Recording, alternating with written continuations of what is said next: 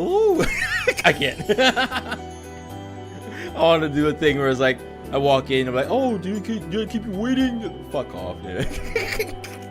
It would have been fun though, but I can't. I got a little bit too embarrassed. Hold on, let me turn down the BGM a little bit. Where is it? Where is it? The BGM. Oh, there it is. Hello? Can you hear me? Alright. Hello, welcome to the stream. You have chosen or been chosen to tune into the stream. Whether you're here to stay on your wait spots unknown, welcome to the stream. And Savior, hello. I'm back. Well, no, I've been back. You know, I've been streaming, but main thing is I'm back.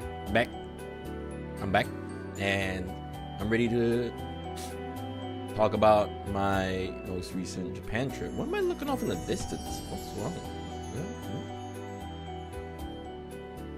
That's correct, right? I look correct. Anyway, yeah.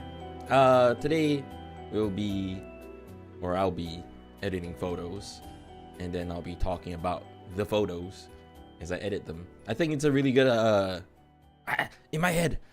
I think it's a very good idea because I get to, you know, go through the photos without forgetting anything, hopefully. And you're like, oh, you know, I hate this, I hate that. And I sort of like, I have a photo to show it to. Except there's one thing I can't show, or a few things I can't show, is the things I bought, because I never actually took photos of the things I bought. So I'm gonna be using like product photos on the websites and stuff. I bought some pretty cool things. So yeah, anyway, I want to talk about this photo, but that's kind of jumping ahead. It is on the first day, and I really like this photo, and it's the first photo I edited at work. So I don't know, should I talk about this photo? I should, because I put it up anyway. Nope, we'll go in order. Okay, so where's my all right, let me change the thing. We're having a little bit of a more different BGM this time. I was actually kind of struggling for looking for, you know, good BGM to put up that isn't just off YouTube and it's just the same 5 fucking songs being re-uploaded by 10 different fucking accounts. So yeah, hold on, let me just put this one over here and put what else? Where is my desktop scene? There we go. And we don't want to show Discord, that's for sure. Close Discord so I'm not distracted. Let's close this as well. That's porn, and I think we're good. Okay, here we go. Bada bing, bada boom. Whoop. Oh wait, no, I just turned off studio. Oops. There we go. All right. So today I'll also be learning a new software. I'm gonna be learning raw therapy. Why is it kind of clipped? Is it clipped? It's not. Okay. I'm gonna be learning raw therapy today because I need a. It's been. How long has it been actually? I think it's been. I'm trying to count. It's been a few years. It's been a few years since I touched the camera, like a camera, right? And shot in RAW. So this is me relearning how to re-edit photos that's not on Adobe Lightroom. Raw. Hello, HB. Raw photos good. Raw photos got a lot of detail. You could do this. Where is it? Shadows. Is it changing? Oh, I'm editing a whole different photo. Is it this one? You see, I'm still trying to get used to this software. I've just installed it today. Does it not have the? Ooh, it doesn't have a live like preview of the edits, I think. Oh, there we go. Oh, that's cool. Look, there's a little power button on the top right, and you can, you know, turn on and off the edits so you can see the difference. That's so cool. That's something that's not in Lightroom anymore. Because I used to edit like my photos on Adobe Lightroom, and that used to be really good until this was before the Creative Cloud stuff, right? Before everything's on the cloud. Before that, I think it was like Adobe Lightroom 7 or 8 or something. I think when it went to 10, they did the cloud thing. and back then it was really useful because you could flip flop between your original and then your edited, and it's like a soft editor where it doesn't change the file it's editing itself, where it's like creating its own instance of the file, and then you save it. It doesn't save over the file that you put in, that you put into the software, and I think that was really cool. And then there's some backstory shit, there's some Tengu shit. Along the way, when I was using Lightroom, one of my acquaintances, I'm not even calling a friend, acquaintances, said like, oh, you do know you can do like everything you do in Lightroom in Photoshop, right? I'm like, oh, that's cool. Open Photoshop, all the, you know, all the things I'm used to, all the things that are just there at Lightroom are not there. I'm like, I guess I just stopped editing photos. It's very much a skill issue, but like, it's more like a UI UX issue for me. I do know how to change contrast, exposure, the very simple things on Photoshop, but if I want to change something like what is it, clarity or denoising you can do on Photoshop, but it's definitely not just a slider, so it's a little bit annoying, a little bit of a UX issue. I think raw dogging the camera. What the fuck? That's messed up. You can't say that. So let's get started. So yeah, we start with the very usual photo of my favorite, the world's biggest toilet, is like I would like to call it. This is with no shade. Unironically, I just affectionately call it the world's biggest toilet because, well, I mean, right? You look at that, and you know, you look at where it's going. Oh shit! How do I move the photo? Ah, there we go. You look at where it's going. It's like, that ain't a good look, innit? BGM louder than you? Yeah, turn it down a little bit. Turn it down a tad little bit. Yeah, that's me. I'm not. That means I'm not like stupid loud anymore. I've always been told I'm a very loud person. But anyway, yeah, the giant sphincter and the giant toilet bowl, very affectionately known as in my own vocabulary. No way, Hakase. Welcome. It's been ages. How you doing? Wait, isn't it like evening over there? What are you doing? What are you doing up? Hello, welcome. Yes, Japan. I'm back from Japan. So the span of my trip was about 4 days. It's like a fucking weekend trip. I went for like 4 days, but there was a very big objective for going, and it was over the weekend. It's 1 a.m. Oh, that's okay. That's like cool night owl hours. Yeah, it's a really short trip. Like, I think I landed on Thursday. I landed on Thursday morning. I flew back on Monday evening. So yeah, because I'm pretty close by. All my friends keep saying, why are you going for so short? I'm like, I mean, first of all, this thing called work. And if I'm gone too long, work is gonna stop. So I can't be gone for too long. So that's terrible. But that aside, yeah. So yeah, it was a 4-day trip, 4.5, I guess, give or take. It was nice. It was really nice. In fact, here's the funny thing. Close till hours of flight. I mean, like, it's 6 hours, 7 hours. Back in our days, it used to be 8 hours, right? And that was like, and that's almost 10 years ago. But Jesus, I can really feel the progress of aviation industry, the innovation. When the flight that used to take about 7 hours and 50 minutes is now taking about 6 hours and 50 minutes. About 7 hours. It's crazy. Anyway, where was I? My brain, it don't work. It don't work right. But yeah, where was I? It was a short trip. It was fun. Oh, there we go. It was fun. It was really fun. It's more okay. It's definitely the planning that went into it that made it more fun than my usual trips. You know, where I go for a week or a week and a half. Most of the time, I'm just lazing about, which is fine. That's what a vacation's for. You're supposed to take a break. But because this trip was so jam-packed, I felt like every day I was doing something, and every day I was getting drunk, and every day I was having fun. So in that sense, it was a very, very, very, very, very fulfilling trip. I mean, I went to Japan last month and it was freaking 13 hours. Dude, your butt's gotta cramp if you sit for so long. I hope you got like premium economy or something. Then again, 13 is pretty bad. I think towards the end of my 7 or 8 hour flight, I get a little bit, you know. But yeah, I actually did get premium economy. Okay. I've never actually flown premium economy before. I've flown economy, I've flown budget, like LCC, and I've flown budget airline business.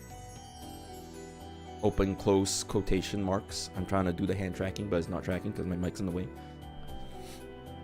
And this trip was the first time I took, where's the browser? Where's the file browser on this? How do I go back? Oh, there we go. File browser. Phone. I gotta double click, I think.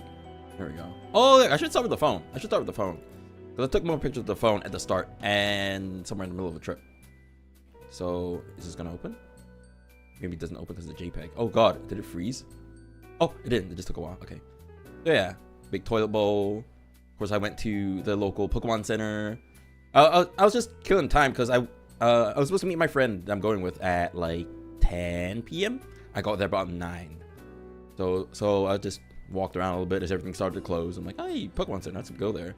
Not because there's a new Pokemon mobile game that everyone's playing, that I'm playing as well. That's, you know, successfully marketing the IP back to me again. But yeah, my hand was very itchy. I was like, you know, oh no! Look at that. I wasn't the only one that was affected by the game. Yeah, dude, they knew. They set it up. It's all a fucking big, like, you know, scheme. It's crazy. But yeah, you know, I went around. I went to the Pokemon Center. I just walked around, pretty much. After I was done checking in, I was just like, oh, I'm gonna go walk around. I'll walk like an hour or so around the entire airport, because the airport at Tengu Land is in itself a tourist spot. I do recommend people to transit here, even just to enjoy or to see how the airport's like. Yeah, you know, walked around. I took the photo of the toilet. I took a photo of the toilet with me. And they were doing like a Sanrio collab. This was like as we were going to the departure area, right? It's so cute. Look at the. This is not Pom Pom Pudding, is it? Oh, it is. It's Pom Pom Pudding. Very cute, and I love cinnamon bun. Very cute. I want to pinch his cheeks. That sounds wrong, but like the face cheeks, not the other cheeks. It's very cute. Very mochi. But yeah, I enjoy my airport a lot. And I think this is okay to show now. Can't believe the bun is a dog. Is it not a dog? Is it a rabbit? Wait, is it a rabbit? I forget. Okay, I'm not going to stand your character, so don't kill me. It's a dog. Oh, it's a dog. Okay, so I was right. You're trying to scare me. Look at that. Cinnamon roll, hand warmer cushion. It's so adorable. But yeah. I'm flying on a budget airline, right? It's a dog? Yeah, it's a dog, apparently. I mean, it does look like a dog, doesn't it? You know, like a Shih Tzu. What's the one dog that all Asian households have that has really long hair? It kind of looks like that with the floppy ears and everything. I thought it was a rabbit. I think a lot of people thought it was a rabbit. But it's cute. I like its face. Yeah, Shih Tzu. It's always the Shih Tzu. It's always the Shih Tzu that's kind of like looking a little bit off, a little bit angry sometimes, a little bit moody, always kind of like, you know, in the corner somewhere, always getting pestered by the kids and your family reunions. So yeah, so I was flying a budget airline, and I of course expected nothing but a budget gate, you know, to go in. The usual. There's not a whole lot of difference between the gates, right? It's just always the same gate. It's always like, you know, the template. But this time, for some reason, the gate was all the way at the end of the terminal. I was like, oh wow, that's pretty far. Okay, let's just get there, I guess. And I get there, it's like, this is a gate? This is a gate? What kind of gate is this? Look at that, birds. Oh, it's one. Yeah, hello Zephyr. Hello to Thank you for your hard work. Thank you. Yeah, you can see the Japanese staff getting briefed about the flight and everything. And this is the gate. I kept taking photos of the birds because they're very cute. right? This is a better shot, I think. Like, look at this. Why is there a fucking hedge-looking rabbit at the security checkpoint?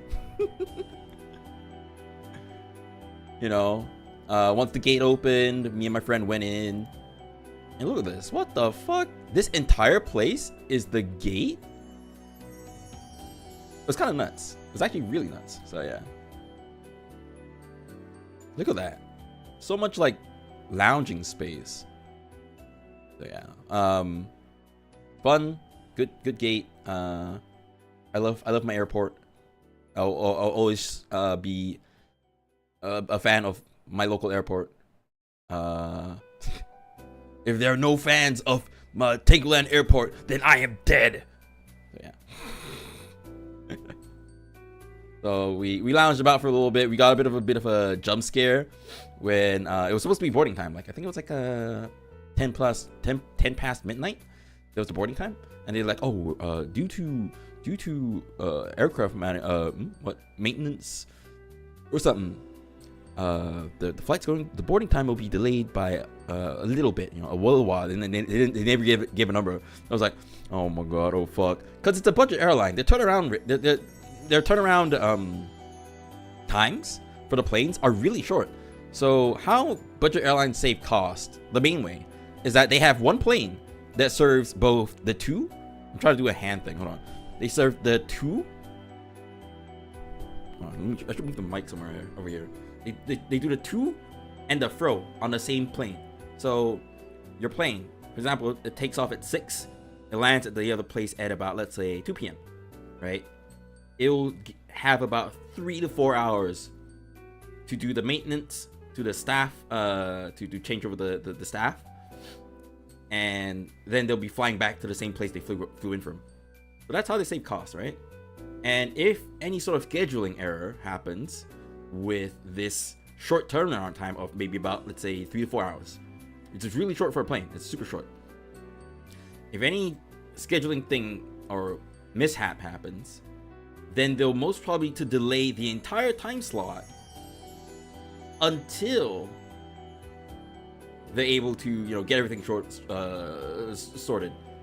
And some of the times it's like staffing issues, because the staff are legally only allowed to work, I think, like, I don't know, 12 hours or something, and any time past that, they have to fly in a new crew to replace that crew. So any sort of delay is a little bit concerning. If it's not a staffing issue, it should be fine. If it's a maintenance thing, it's fine. But that's how budget airlines save costs, is they have just a limited amount of staff that fly back and to and from. Yeah, that's one of the ways. That might not be the reason why my flight got delayed, but because of that, and because I kind of know that, I got a little bit scared. I got a little spooked. I was like, oh shit, oh god. We were lounging on this couch over here, me and my friend. This exact couch here with the tissue. We don't know why there's a tissue there, but yeah, we threw it away. We just lounged there. It's not too bad. We're just like, talking, shooting shit. It was nice. At least the gate was nice, Even if where's my table? I'm gonna touch wood, right? At least the flight didn't get delayed. But even if it did get delayed, at least the gate's nice. Yeah. Anyway, moving on to on the plane. Of course, this time I decided to go straight ahead with a business class. Basically, it's the business class seat, but it doesn't have the business class service. So you're able to essentially, we have talked about this before on one of the Japan trip streams, but I'm gonna talk about it again.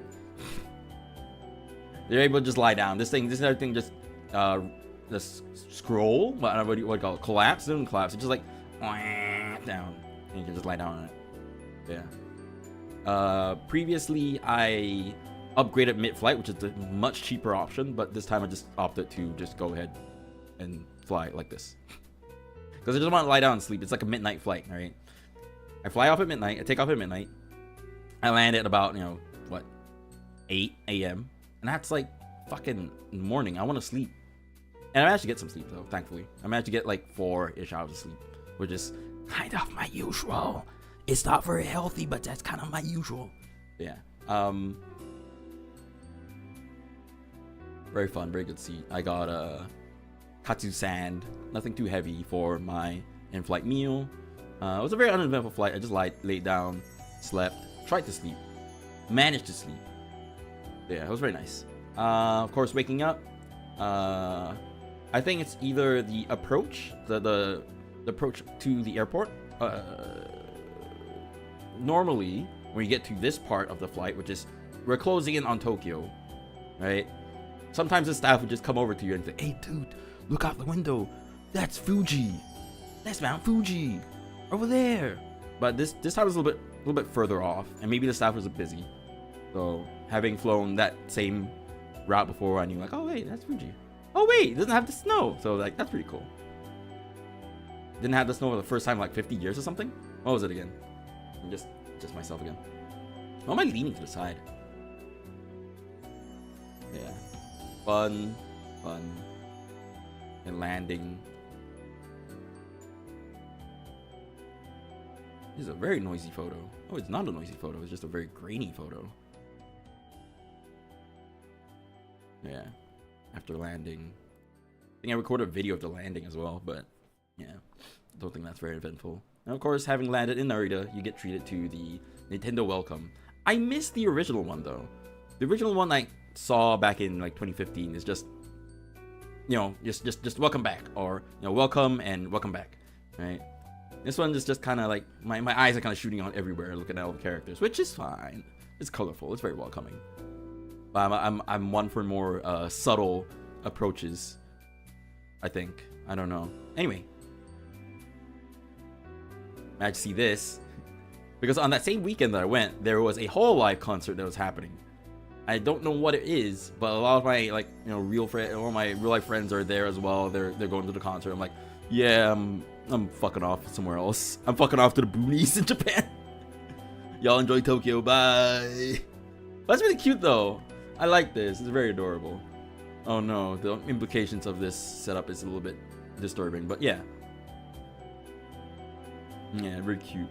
I want to make a SFTengu plushie someday. I've been thinking about it for the longest time, but I don't know how to go about it. I know there's a person that lives within the Tengu area that does commissions for like one-off. You know, it's not like mass production. I want to do like kind of semi-mass production, like low MOQ, low order number. So I can at least send it out to all the few Tengu fans in the world. Tengu Fumo. Yeah, exactly. That's the one I want to make. Tengu Fumo. I want to make Tengu Fumo. Yeah. I am a Skyliner Oshi, so I took the Skyliner down from Narita Airport all the way down to Ueno. This is very interesting. Kaiji, which is a gambling manga, teaching people about manners. So it's like, huh? Japan does not have a tipping culture. What? It's good though. Oh, it's all by Kodansha. Okay. So it's just all this publisher's manga characters. Okay. I was wondering why it's like Kaiji. Yeah. I mean, no, it's fair though. It's a very fair what do you mean? Thing to be putting on the train going into the town, right? Whether or not it catches people's eye is a whole different thing because it's kind of small. It was like, you know, on the seat in front of me, it's right here, and it's being plagued by useful information, ad, and then by default you think ad, which is not wrong. It's Kodansha, so you know it's kind of it's half ad and half like, oh, by the way, you know, half useful information. So I don't know. I'm kind of here and there. I like it because I think this manga is kind of funny because there's a lot of meme images coming from this. But to any other you know, usual person, they're like, oh, cool, funny manga. Oh wait, no, maybe that's the eye catch. Oh look, a manga thing, and they read it and like, oh, does not have crippling culture. Who designed this? Who designed this thing? Really smart. Anyway, being, let me reset my tracking. Give me a second. Why am I leaning all the way to the side? Wait, is it because I have my feet locked in? I think it's okay. All right. Anyway, here we go. Okay. So being me, Tengu Japanese salaryman. Not full. I'm not full Japanese salaryman, but like I'm there, right? What the? Huh? What did I hear? Like a train announcement thing. I heard like a next stop.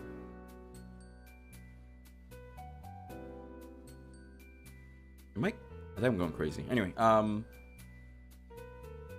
yeah, being Tengu, semi-Japanese salaryman. I volunteered. I was not like I didn't have to. Oh wait, yeah, maybe it was my Google AI talking.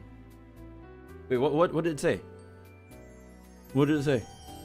I couldn't hear it. Anyway, I'm not gonna get distracted. Fuck it. Oh, there we go. Sorry, I don't understand. Oh, what did it Google Japanese sell? Oh shit, I just set the keyword. What did it search Japanese salaryman? Anyway, I have a morning meeting for work. You know, it's on the phone every day for every weekday, right?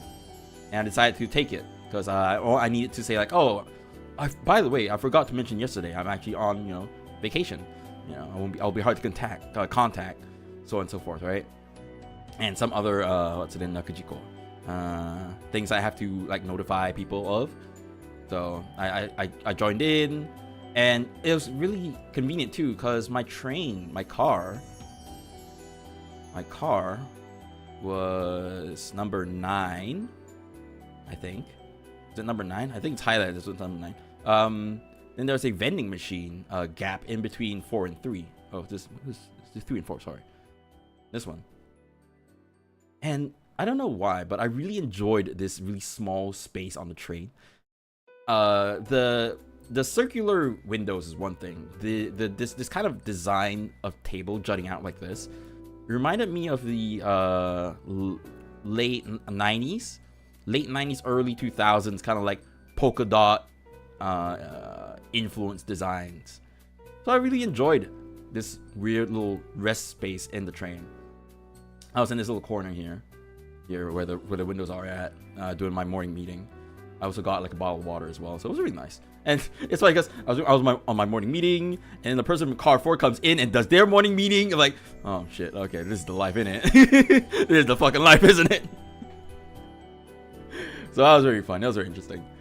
They didn't do, we were both like doing our own Japanese salaryman things. He was like, regarding the mail I sent you yesterday, if I'm able to get this information, so on and so forth. Meanwhile, I'm like, I'm actually on vacation. About this? Yeah, this is actually a new thing, So it was fun. It was a very interesting experience. I enjoyed it. I don't know. I shouldn't be enjoying work, but I do sometimes. So yeah. Anyway, thankfully, we managed to wrap up the morning meeting before I got to Ueno, which is our stop. So yeah, I got a bottle of water. I went back to my seat with my friend, and just kind of like, on our phones. I played fucking Pokemon TCG Pocket the entire way. Dude, that thing is really addicting. Like, not in a bad way too. It's like, I can just pick it up, play it for like 5 minutes, put it down. That's it. It's great. So anyway, at Ueno, I don't think I took any photos of Ueno. Let's see. Let me check back to the camera. I did, but that's after we checked in. Okay. So yeah, at Ueno, as we were walking to our hotel, we went by this school, and it just looks like any other school, but to the train otaku, there we go, the train otaku of Japan, this is the train otaku school. If you're a train otaku, you're probably in here or you want to come here. Because over here, you can't see it because of the reflection. It's a full train car in this like display area to show people, oh yeah, we have train simulators. But it's an entire train car in there to simulate the passenger cabin, the driver cabin, and they have one for a diesel motor unit, DMU, and an EMU. It's crazy. And they have like a little sign showing the history of steam locomotives as well. I was like, what the fuck? That is so detailed for just a school. So yeah, it's a train otaku school. It's very nice, very cool. I don't know if it was allowed for me to take a photo of the train simulator here, the actual train car in here. I really wanted to because it had one of my favorite rolling stock. The trains, one of my favorite trains in there. Right, I'm interested in the design, right? So I don't know. Should I look it up on Google Maps? Let's see if it's on Google Maps. Give me a second. I don't even know how to say the name of the school. It's not Waseda, it's something else. Hold on.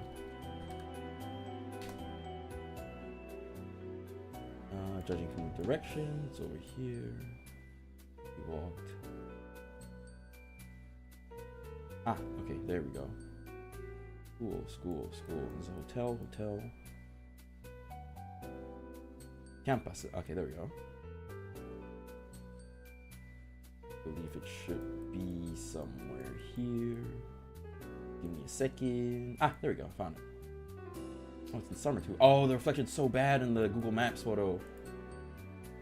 Okay, but you can kind of see it. Okay, give me a second. Let me drag this over. So look at this. You can see a like train crossing thing here, and there's the train car. There it is. It's an entire train car just in there to simulate for the students. And there's a driver's cabin simulator over here as well. It's crazy. And the steam locomotive history stuff is here. You can see it just buried, the little black like silhouette here. Yeah, the train otaku school. How I know about this school is because I tend to watch quite a fair bit of Japan train videos where they introduce like unique trains, unique train routes, or train routes that aren't doing well but have some good sights. So all the weird shit like the hidden station at Narita Airport that very little people know about, and has a lot of things that are stuck from 30 years ago that are still there. And also the primary motivation? The primary motif of the 8th exit. I'll talk more about that later because I actually spotted that at the end of the trip. But anyway, so yeah, we went by the train otaku place, and after putting on our bags and stuff, went to here. This is where I normally meet my Japanese friends. So it's in a way it's our seichi, our holy ground, because we always meet here and then we go somewhere else and eat or whatever. So it's really nice. Me and my friend came here to eat at Ueno Station, Chuo, the central exit upstairs. They had this, it's very cute. Of course, being a helpless alcoholic, I had a beer. It came in this really cute wine glass though. I'm like, when we got it, I took the glass. I'm like, what the? Then I had lunch. It was Hamburg. I had German style Hamburg. He had Japanese style Hamburg. I was like, what? He had the ponzu sauce, and he's supposed to put it on here, the dashi and stuff. He's like, what the fuck? Gonzalez, hello. Welcome. Good afternoon, good evening, good morning. Let me drink a bit of water. I yap too much. So yeah, I definitely enjoyed my German style Hamburg way more than I saw my friend eating the Japanese one. The Japanese actually doesn't seem too bad, but I like eggs and I like the sauce. So yeah. So yeah. More food. Then also, I managed to buy my favorite drink. This is my favorite drink to drink in Japan. Hot Lemon by Asahi. The Asahi Corporation company. It's just honey lemon, hot honey lemon. And it's so nice to drink when you're walking around in the cold. Unfortunately, it wasn't too cold. It was actually kind of warm that time. Yeah. I think I'm gonna flip over to the camera now. Yeah, after checking in, we had lunch and we just... No, we didn't check in. No, we got to the hotel too early. We couldn't check in. We left our luggage there and then went to have lunch. So yeah. And then we went lunch. We came back to the hotel. They said, "Oh, your room isn't ready yet." And we went walking around the entire local area, the area close to the hotel. Yeah. Machinko? No way. My first shot in Japan with the camera is a house, because I saw this kind of house and I'm like, shit, I like the looks of this kind. I like how, like, I don't want to say run down, but like how worn it is. It reminds you of the early 2000s, the late 1990s. I like this kind of design. The tiles, the water damage, of the dirt, the grime. It's very nice. I like it. So yeah, just walked around. We went to an area that's close to where the love hotels are at. So there were a lot of sleazy ass hotels as we were walking by. It was like, oh, 3-hour break for 1,000 yen. Why would you stay at the hotel for 3 hours? I don't know. Why does it have free drinks? I don't know. So yeah, that was fun. I just walked around, just took some photos. After we were walking a little bit too much, we sat down, had some coffee. I passed out. I actually just passed out. I had a coffee. I was like, okay, I'm gonna sit for a little bit. I just like, am I closing my eyes? There we go. I passed out for like 30 minutes. I think, I don't know, 15 minutes. I just like fell asleep. Yeah. Very nice. I think I wasn't able to capture it very nicely, but there was the smoke of the coffee coming out of the top. Very, very emo. And this is the road that goes into... Oh! Oh my god. Just there. Otona no asobiba map. The adults playground. So yeah, I'm not gonna go into details, but yeah, I'm very glad I caught this one. This looks nice, actually. I was supposed to edit these photos. What am I doing? I should try editing this one. Are we on the edit tab? I think we are. Let's go by 16 by 9, and I'll go by portrait.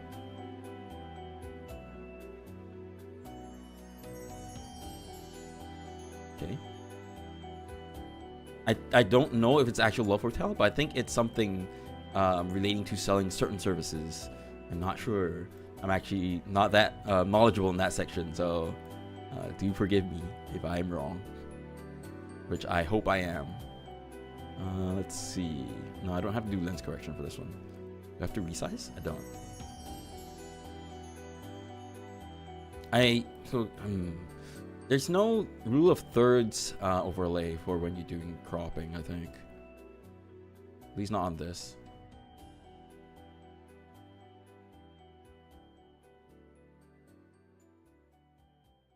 I think this. Oh, this is how you flip between. Oh, okay. This is crop. What's this? Selective editing. What's written next? What's written next? Is it red eye?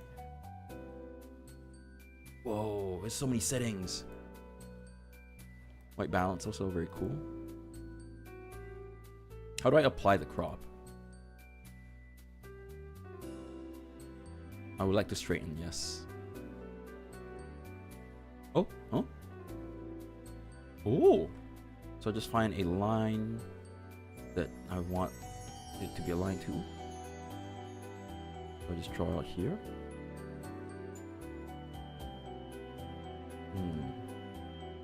What can I use as a reference for the evenness of this? Can I just rotate?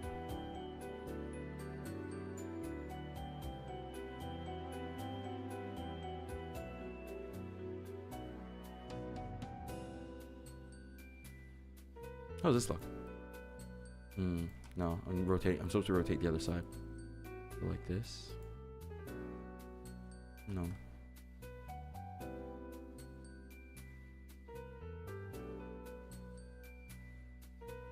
Let's do perspective correction then. I think I need to rotate it, like warp it a little bit.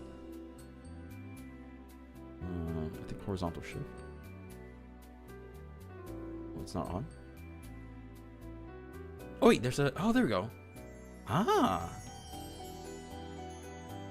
I'm learning new tools. This is very cool. Horizontal. Doesn't seem to be applying.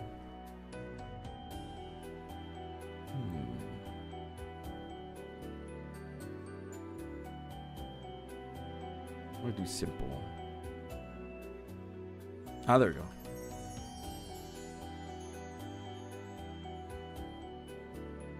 Okay. Now I want to do selective coloring for the shadow and highlights. Where would that be? Ah. My nose is very itchy. Oh, there we go. Sharpening, spot removal, edges, micro contrast, noise reduction, defringe, contrast by detail levels, and haze removal. I think what I want is channel mixer. No. Which one is this? Film simulation? Set to HAL CLUT directory and preferences. No. Color toning. There we go. I think it's color toning. It's color management. Oh, okay.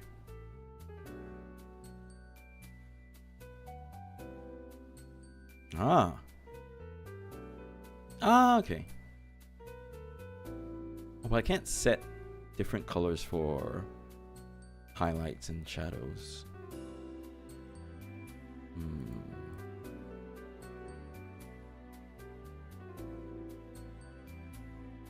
It's a little bit green. There we go. Let's go back to the normal edits. Things like contrast. Shadow and highlights. RGB. I can't pull down the shadows, I think. I would like to pull down the shadows into negative, but I don't think I'm able to do it with this. Let's see, is there a contrast slider? Black, there we go. Whoa. That looks really grimy. Look at this. Normal photo. Like a noir, very stylized photo. Okay. Oh, there we go. Contrast slider.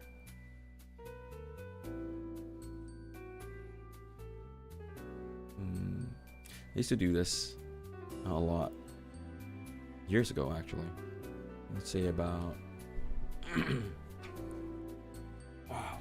Maybe about 6 years ago? Yeah. About 6-ish years ago. 2018, yeah. I mean, I think last time I actually bothered to take photos like in 2018, 2017. What the heck? What's happening to my hand tracking? Hello? Didn't like me.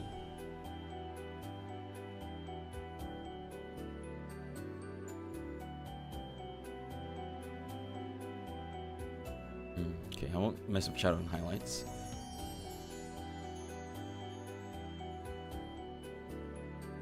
Actually, I think this is fine as it is. Yeah, I gotta apply the crop though.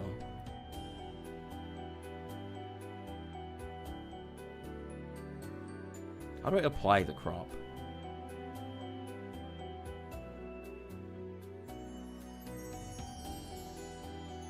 What do you guys think of this framing? You got the sign on the top left, and got the person on the bottom right. I do kind of want to have a little bit of this vending machine as a foreground kind of object. Without it, he's the foreground object. I think I'll try it. I'll try it like this. Oops. Let's try to export this. How do I export? Where is, there we go. Put to queue, there we go. Oh, Q. Use template, save to folder. Export as 8-bit PNG. Okay. Alright. And it's done. Okay. Hold on, let me check. See if the photo's out.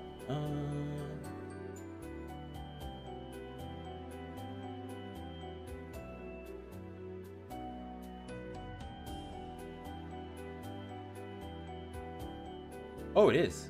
Oh, it is. There we go. Nice. Kinda wish I was able to blur out the background a little bit more of this like building, but doesn't seem possible. Not with what I was shooting with, but that's okay. Okay, that's one photo. Okay, let's continue story time. Let's go story time. So I just walked around after I passed out the cafe. I walked around for a little bit. It just ran through all this like rundown buildings, but this building in the back is actually a shrine. In the middle of all these like love hotels and stuff, a fucking shrine, and it looked really good. Like it's the entrance, there's the donation box. You just come up, and that's just a shrine. Here, there we go. Ooh, what the fuck is this shit? Ooh, what the hell's happening here? Chromatic aberration. Okay. Yeah, then the shrine's over here. And the office for the shrine's over here, which is the same size as the shrine. So it's like a nice neighborhood shrine, and you know, nice to see. Nice to just walk in, very peaceful. Makes you wonder how it's like at night. Oh yeah, this is the JPEG. Oh, this is the raw. This is the JPEG. Okay. You continue walking around. I stopped in the middle of a crossing just to try to take the shot of the sky tree, and it didn't look nice, so regret. Sky tree was in it was, you know, visible, but not very nice. It's not a very good shot, I think. Let's see if I try to crop this. I don't think I can save this shot. Not with my somewhat limited skills.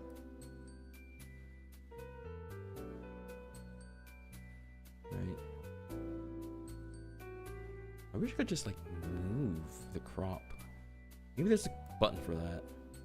Wait, is that it? No, okay. I'll just settle with moving it like this.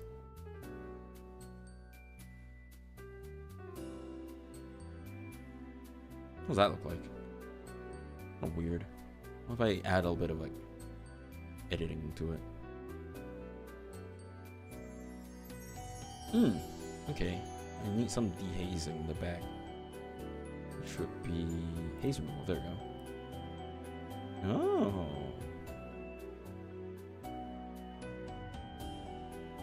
The problem with haze removal, sometimes it's a little bit too strong, and the rest of your image just kind of looks a bit weird, I think. I'm just here flipping sliding sliders and all without much of a mind. I'm not even thinking about anything. Nice shot, but could be framed better, I think. Oh well. Yeah, maybe something like this, but the foreground's a little bit too chaotic. Maybe if it was just, wait, hold on, I can crop it. Hold on. 16:9 portrait, like this. But there's the there's the light in the way. I don't know. I don't think I want to try saving this shot. It's just a sky tree. It's not much. On our walk around the area, we also had like, there was also like a little train stop area. This is one of the trains. One of the local commuter trains. It's just nice. Another photo of my favorite aesthetic. Oh, this is actually, I like this angle. I like this angle, but I don't think it's a shot worth uploading. You know, if it was, if this was a little bit in front of the building I was trying to capture, then maybe, just maybe, it's worth capturing. Also, I didn't know this thing had like chromatic aberration. I should try fixing those. I thought I would fix it by default, but I guess not. Okay. Yeah. I'm gonna change the music. Give me a second. The only reason I put this music on is because it's the VR chat Poppy Street BGM, which is one of my favorite nights for this trip. Was the first night, which I believe I'll get to soon. Yes, very soon. Okay. Let's change it to Kodoku to Sasayaki. This is a dark techno. No, I want what I have now. Give me a second. Jazz, piano. Moody night. Let's try moody night.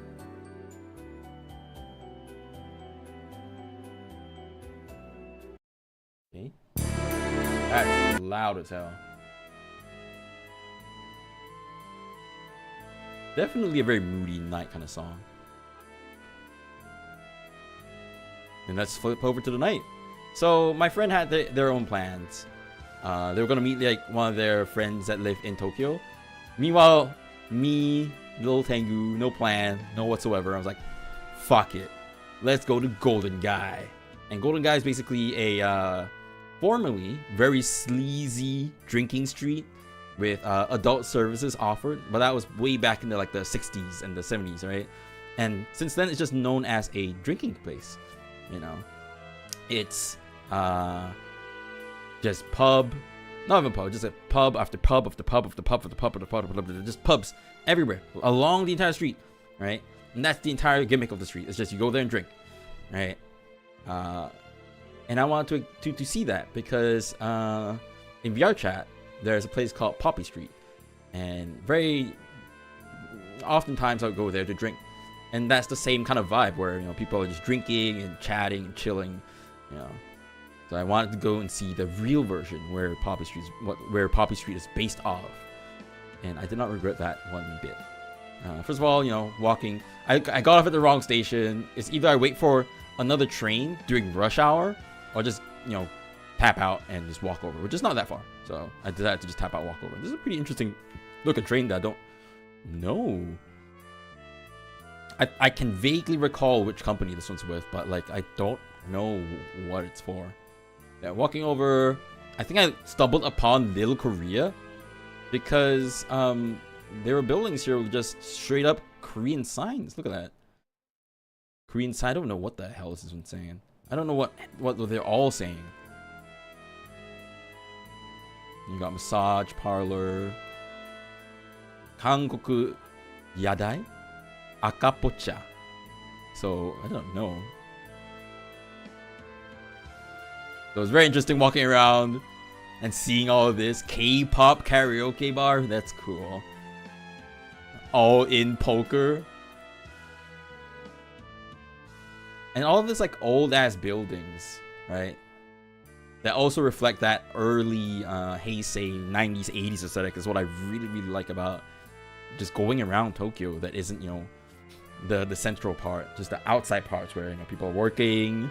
These buildings have been reused again and again and again. I love it. I love it. I love it. I love it. So, yeah. Walking over to Golden Guy, which is also in Kabukicho. I thought the lights looked really pretty here. I tried to take a photo of it. I don't think I managed to capture it, but it definitely felt like the kind of neon city aesthetic that you see in like, oh, cyberpunk Tokyo kind of movies and media. I wanted to capture that, but I don't know if I did it. This is a host club, so that's cool.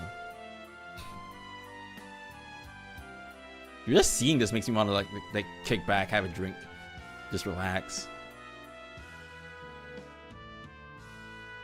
Very bright screen lighting up the night. Yeah, walking. Got a little bit lost. Turned at the wrong intersection. You think I did? Thank you. Maybe if I edit a little bit. Let me try. Give me a second. I'm gonna try editing it.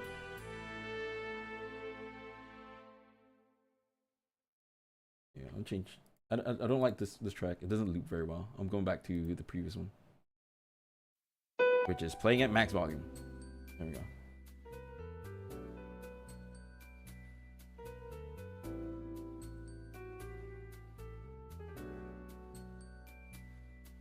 Shadows and highlights. I like how blown out this is. Like it's just a wash of light. What does this do? This adds shadows to highlights, but adds light to shadows? It's weird. Okay, wait a second. Let me just shift my keyboard over a bit.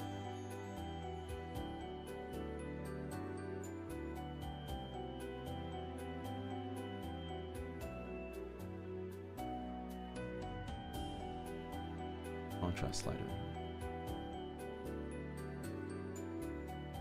This building's just entirely gone. I shouldn't play with the shadows that much. Shadow compression. Interesting. I'll leave it at this. I'll come back to this at some point.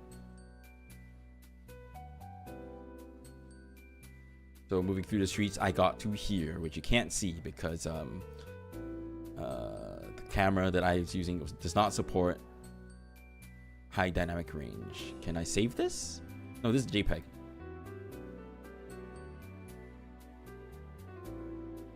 Because you can't see the sign.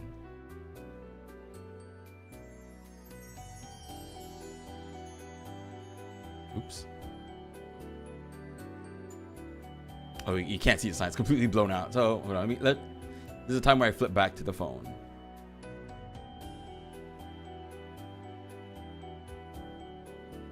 There we go. Shinjuku Golden Guy. Akarui Hana what? Oh shit, I don't know how to read this. But yeah, this is one street out of several that is under the Golden Guy area. And you can see here, nothing's open at this point. I think I took this at, is there like a timestamp somewhere? I took this at like 6 or something, right? 6 or 5 or something. Nothing was open. So I was like, okay, I'm gonna go around. I'm gonna go in, right? I'm gonna go in and go through it. I was like, wow, look at that. All the drinking spots with their signs hanging out like this, each having their own like design. Like the font here and the big the little metallics like sign, each having their own character. It's very nice. I think a little bird one as well. That's cute. Yeah.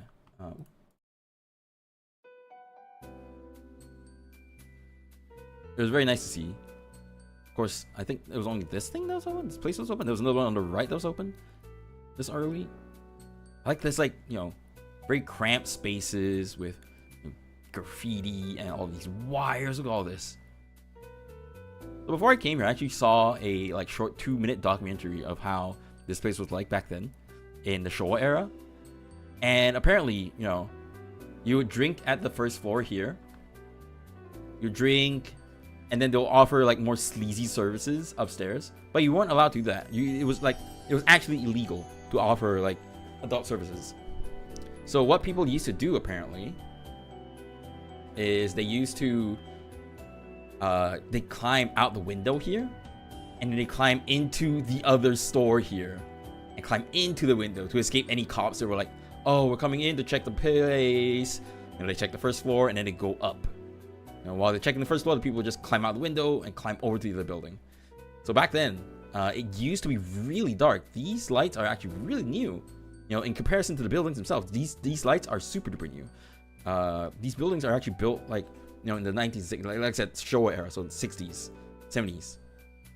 And back then, it was like very, you know, you don't have LED lighting, you don't have like, you know, modern lighting. It's not like the old light bulb shit, right? And even then, you know, the entire street wouldn't be able to afford, or there was not enough money put into, you know, the infrastructure around this area. So it used to be really dark. So that's how they like climb into buildings without people noticing. Can you imagine you're doing the deed halfway, the cops come knocking, you have to climb out a fucking window? That's crazy. If you look up, let me see if I can find a recommended video. I can recommend a video to show y'all. Let's see.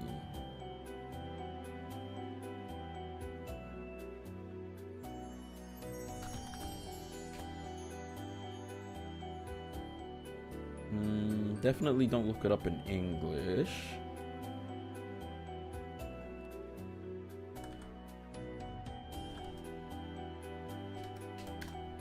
What's the video I watched? Ah, okay. Mainichi Shimbun. So, it's a Japanese video. Basically, I'm gonna get copyright strike if I play the entire video. Basically, the guy who used to work in Golden Guy, like back in his youth, he came back to here. No, I think this is one of the other streets. And this one I know, because I took a photo of this length with this sign. So this place has been around. So yeah, this guy used to work here. You know, he goes in, you talk about it, you know, and one of the staff member shows him upstairs, you know, where you know, people used to do the deed way back when. Yeah. Little peephole, just make sure things are okay. There's even like a little trap door and everything. It's crazy. Yeah, it used to be like this. So, let me just, if you search up Golden Guy in Japanese like this, you'll be able to find a lot of very interesting documentaries about it. 1950s, not even the 60s, 1950s. Holy shit. That's like post-war Japan. Yeah. Did I actually? Oh, this is on my phone. Okay. Wait, I didn't take more photos with my phone? Oh, I did. Okay. So yeah, after coming here and realizing that a lot of things are closed, I was like, oh man, I think I'm gonna go somewhere and have dinner. I haven't eaten dinner yet. So I went to Kabukicho, the place where Yakuza is based on, and I just had like dinner there. I had like octopus rings. I had shishamo, of course, a drink with every single one. So I had like four drinks or so. It was very nice. And I just had to order from this menu. It was very like user friendly. I didn't have to, oh sorry, can I order, you know, and just like order slowly. But it was actually really friendly to me, the lone diner. And so tuna sashimi. Of course I had takawasa because I had to have it for one of my friends. Yeah. And in my drunken stupor walking back, right, I was 5 drinks in after having like some food. I was walking back to Golden Guy. I saw this adult VR videos or VR adult content for you to consume for an hour for $7. I'm like, what the fuck? In 4K. I'm like, whoa, that's crazy, bro. Anyway, I just thought it was kind of cute, kind of interesting, so that's why I took it. We're back here in Golden Guy. This is another entrance. We were at the fifth guy, Goban guy, and this is the Ichiban guy, the main, the number one. So unfortunately I didn't come here to drink because wait, no, this is the other end of the same place, isn't it? I don't know. Because I see this metallic sign over here. Ah, no, this metallic sign is for the street. Okay, this is for the street, not for a pub. What the fuck's wrong with me? I like how I just completely stopped reading. So anyway, yeah. Went in. There's still a few places not open yet, so I was just walking around. You know, look at this dude has had a long fucking day, and he's here in Golden Guy, ready to get like some drinks in, and I love that aesthetic. Like, look at that. Yeah. Walking down. I think I ended up in this one over here because it was relatively empty. I was like, oh, this looks really you know, welcoming because, you know, there's nobody already talking in there. I just went in there, you know, I struck up a conversation with the staff, the nice staff here. Initially it was just me plus I think 2 other people, and then after the 2 people left, you know, I tried my best to get people to come in because she was like, so here's the thing, right? no cover charge. So the thing with some of the drinking places here in Japan is they charge a seat fee. So about maybe like 700 yen, 800 yen, and they'll give you like a otoshi. It's what they call otoshi. They give you like a little snack to go along with it, right? So I won't go into the details of how the culture formed, but main thing is that's kind of a norm here. You go into any drinking places, you normally get charged a otoshi fee, a cover charge, or a seat fee of 700 yen, 800 yen, and they give you the snack. I'm repeating myself. Oops. And this place, you know, in order to draw in people who are not used to this cover charge culture, they just went with no cover charge.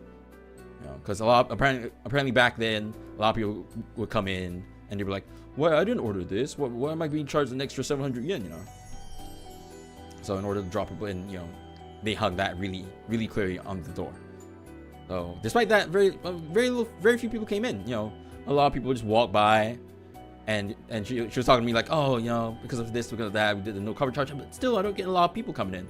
So I was like, oh, yeah, you know, I was waving at people walking by, getting them to come in. I managed to get like this very nice, I think Brazilian woman with her friend who's in the first time in Japan. They're both in the first time in Japan. You know, struck up conversation, told, oh, why are you here? Where are you going? You know, how are you enjoying yourself? How are you enjoying, you know, what brings you to Golden Guy, you know? And it was very nice, you know, seeing us converse. These two, I think, Australian dudes came in as well. And it was just a jolly time, just chilling, chatting, and having some sort of like a culture exchange. You know, and I was doing my best because all of them only, well, this guy knew how to speak Japanese. The rest of them only know how to speak English. So I tried my best to try to translate to the staff as well. So it was really nice. It was a really nice time just drinking and relaxing. And, you know, it was a nice night. You know, drink after drink after drink. We shared, I took a photo of the sign because I was actually pretty drunk by then, right? I took a photo. I thought like, oh, next time when I come back, I'm going to come back here. If I remember this place, like, oh, you know, how would you remember us, you know? Like, how do you remember you came here to drink? I'm like, oh, I'll take a picture of the sign. And I just got out my seat, stumbled to the entrance, and I took out my phone and I took a photo of the fucking sign. So now I know. Now I'll remember. Because I took a photo of the sign, I'll come back here. Yeah. So after a while, you know, after like, you know, the place was actually getting really filled. Like, all the seats was taken, and then I was like, you know what? I'm gonna move karaoke. So I'm just gonna, you know, I was like, okay, yeah, I think I'm gonna go, you know, move on now. So I called for my bill, I paid for it, and I left. You know, it was nice. It was very nice. It was very nice, like, farewell. I was like, oh, hey, hope to see you maybe sometime. You know, just smile. Then I went to the convenience store. I bought some smokes. The first time in my life I bought smokes. I was just in the mood, so I bought some smokes. I bought a lighter. I lit it up, and I had a few puffs. And then I had like a stick or two. And then I went back in the Golden Guy. I was like, I feel like karaoke. So I was just walking around, stumbling around. I didn't give a fuck anymore. So there was this one store, or this one place. It was really like cramped, which is my favorite. It was really cramped, and it had like just a door with like a small window, and that's it, right? And like, oh, cover charge 700 yen or something, right? I was like, oh, fuck it. I see a karaoke machine there. I'm like, I'm going in there. I'm going in. And I went in there. It was nice because these two folks, these very nice like local folk, they were very friendly. They talked with me, you know. I sang a song. He sang a song. We talked about, and they asked me, "Oh, so what are you doing here?" I'm like, "Oh, I don't know. You know, there's this place in VR chat." And, you know, you just struck it off really well. This guy, he went off a little bit right before closing. Me and this guy, we stayed back a little bit to help out with the closing, the cleanup and stuff. You know, mainly because I was already so drunk. I was like, yeah, I'm gonna drink. Oh, last order? Okay, last order. Well, okay, I'll have this, you know. And then, yeah, it was nice. And also, I could smoke in here, so it was nice. I'll smoke, drink, smoke, sing. Nice atmosphere. Very friendly atmosphere. And it was nice. It was just nice. So, yeah. There we go. I bought this. So the problem with this is that this is actually for the little smokeless device you're supposed to smoke with to not, you know, emit smoke to bother people. That they'll bother people. I just bought the cigarettes that were meant for that, and I smoke it as is. It was actually really nice. It's like a caramel smell. So yeah. And before I went, After last order, I got out, took a few photos. This is my phone. This is actually a really nice shot, even though it's with my phone, and the colors aren't there. Like the lighting is kind of flat. Can I? Let's try editing this one. Give me a second. It's just a JPEG though, so I don't know how far I can edit it. I think I can save it, but it's a little bit noisy. A little bit. Yeah, very noisy. Let's see if I can denoise it. What happens if I denoise it? Does it just become a rounded mess?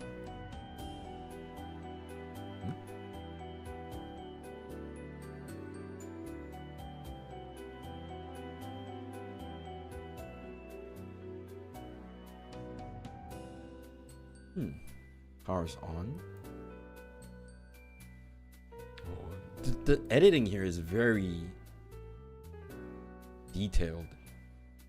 I can't for the life of me get used to all these sliders, because in Lightroom it's just one slider. There's like several sliders, so you can edit it way more detailed. Yeah, because I'm trying to reduce the noise here. Oh, it does. Oh, okay, so it does reduce the noise. But it can't save the image, so that's fine. Let's put a bit of sharpening on this, I think. Perfect, there we go.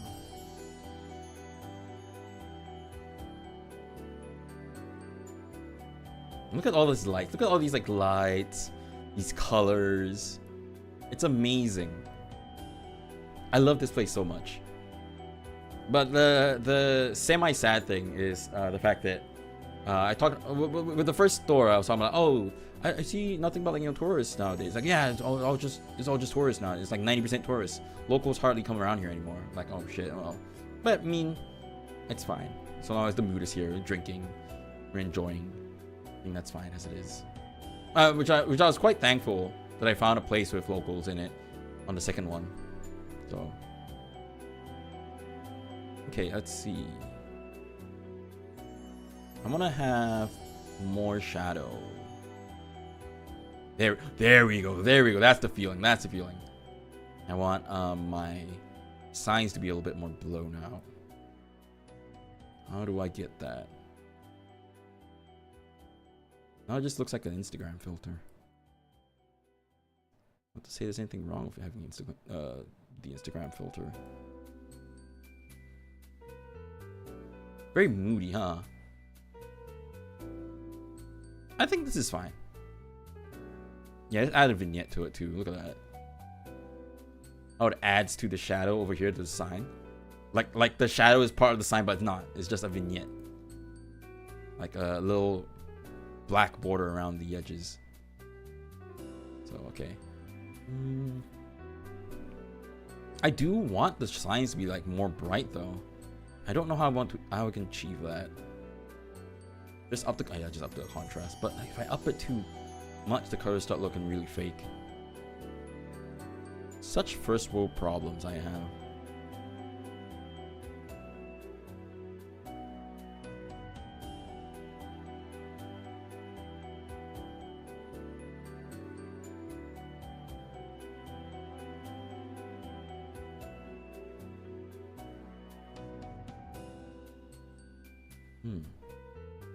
I think this is okay.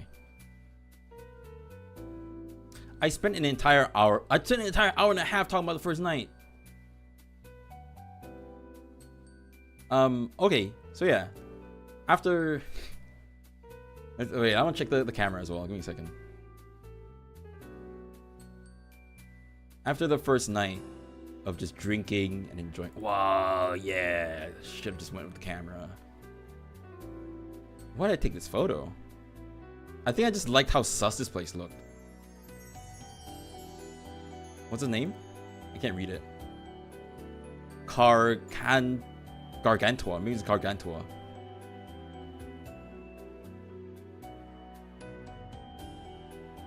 Yeah, this is the feel I like. This is the atmosphere.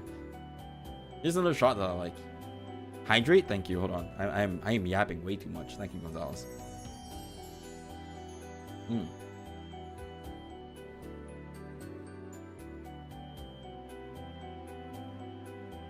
Like this. Oh, very, very shaky. I think, yeah, I was half drunk when I was taking this, probably. Maybe. I'm not too sure.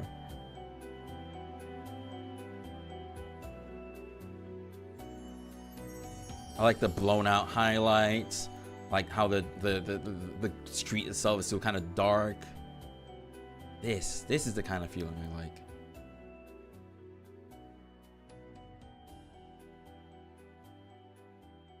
I'll do a simple edit to this. I think this. Just something simple. I'm not gonna export it though. Deathmatch in hell. That's kind of fucking Japanese naming sense. It's great. I want to come back here, honestly. I need to come back here. Here's the problem. This week at work itself, you know, on Wednesday, like, you know, as we were wrapping up work on Wednesday, Thursday, Friday, no, Thursday, Friday, I had the urge to go back. Just to come back here. Just to drink. I'm a fucking alcoholic. This sucks. I'm trying to cut down. I'm actually trying to cut down now. Trust me. Anyway. Look at the lights here. Look at this. Oh god, they were looking at me when I was taking a photo. That's so awkward. Look at the blown out highlights. Look at all the signs.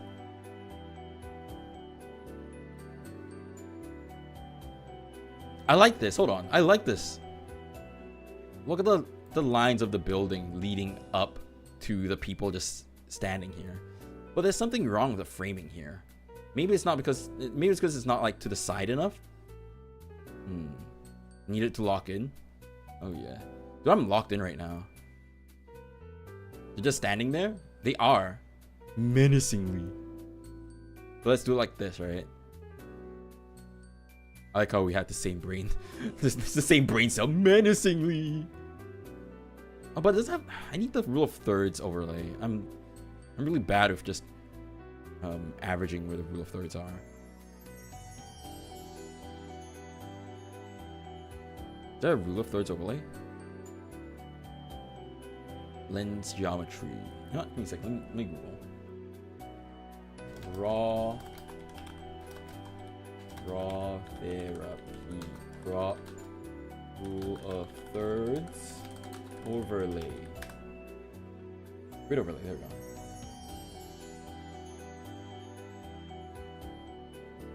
Cropping tab here. Pull down menu of default shading like same as frame. Ah! Whoa! Yo, I'm learning a new tool. This is really cool. It's really cool to me because I had the feeling of like, damn, I'm kind of old. I can't learn anything now. And I'm learning something right now. Like this. Oh, how would this look like? I want to preview the crop. Can I preview the crop? Fit whole image to screen.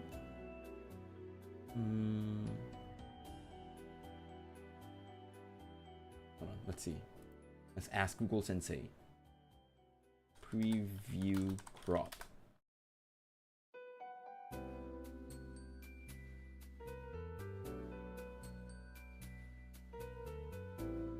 Just right click? That's cap.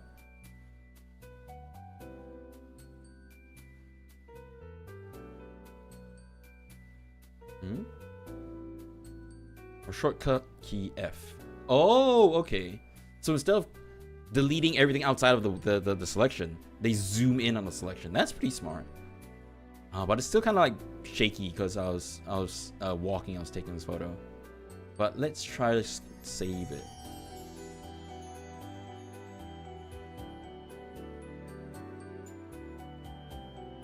There's compression.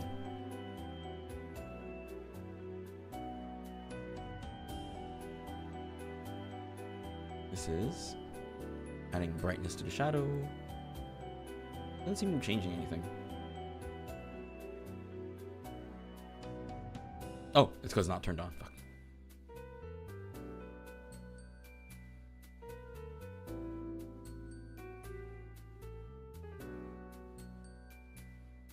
Dynamic range compression. No, thank you. Add a bit of vignette.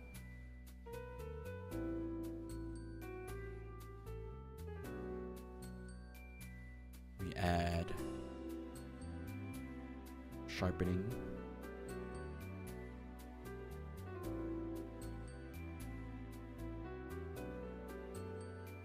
Can't really see a difference though. Unless I turned up all the way, I guess. They were in fact not looking at me.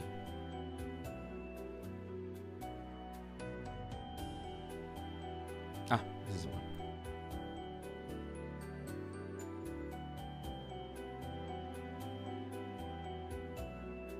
I do want some sort of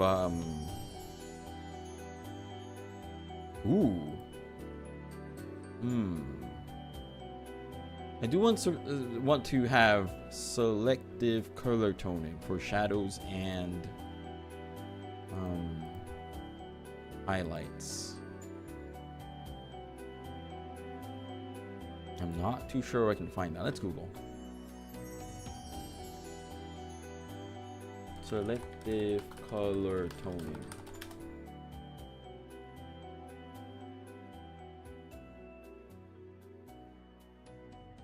Shadow and highlights.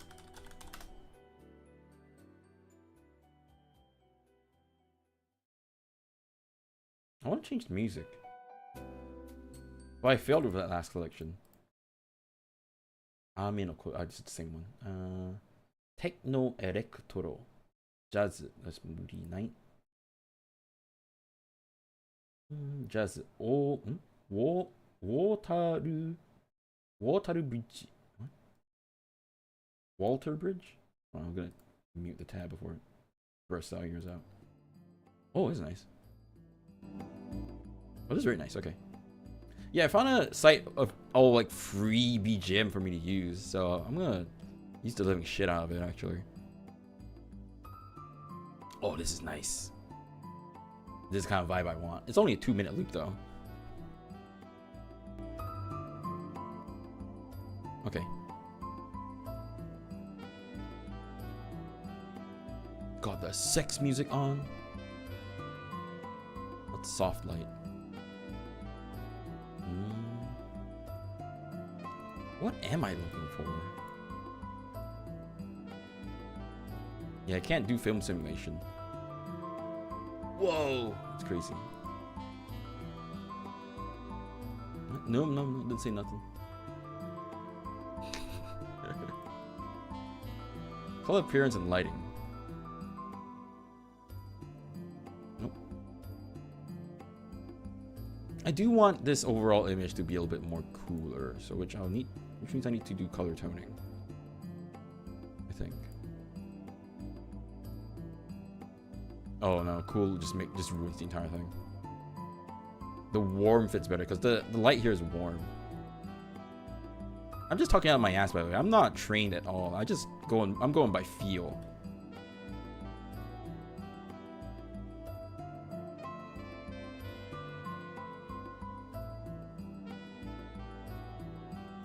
With tone mapping? What's tone mapping?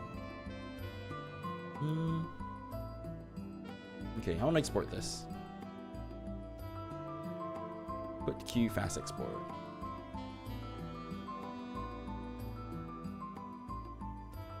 Oh, this is definitely when I was drunk. Look at that. What the fuck's happening? 1 hour 40-second shutter.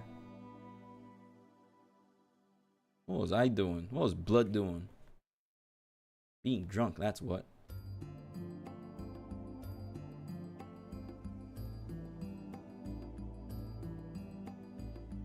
I like the warmth of his overall image.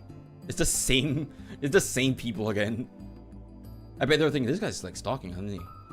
Why is he taking photos of us constantly? No. I didn't do shit.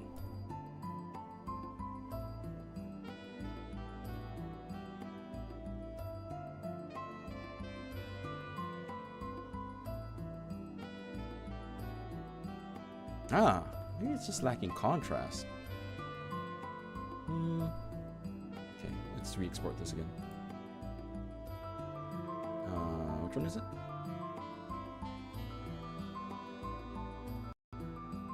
Kind of lags when I export too. That's kind of cool. Wait, which is the one I edited? This one. I think adding a vignette, there's nothing can go wrong with adding a vignette.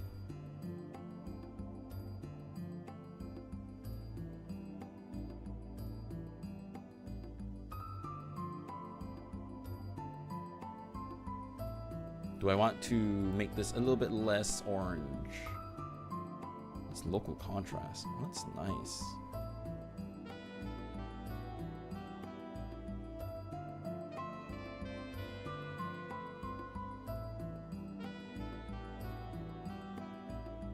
Okay, I should just play with white balance.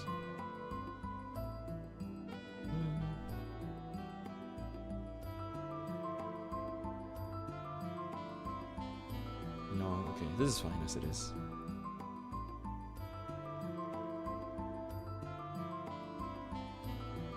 Maybe I want to add a bit more exposure. I want contrast, but I don't want so much contrast where this entire area is very light. I think there's a good amount.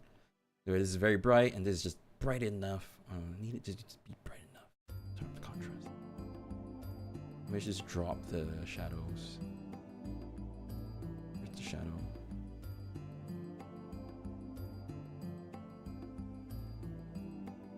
Now this is a bit oversaturated over here. It looks a little bit unnatural now. Wait, what if I just slide down the saturation? Maybe.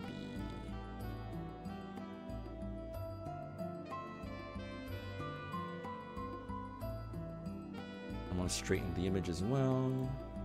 I think what I gotta do is go by 16:9 as well. Actually, 3:2 is fine. This crop's fine, but I gotta straighten it. Where's the straighten tool? Is it resize?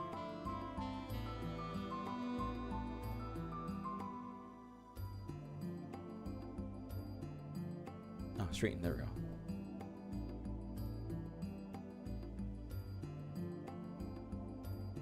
There we go. That's good. Okay, let's add this re-export.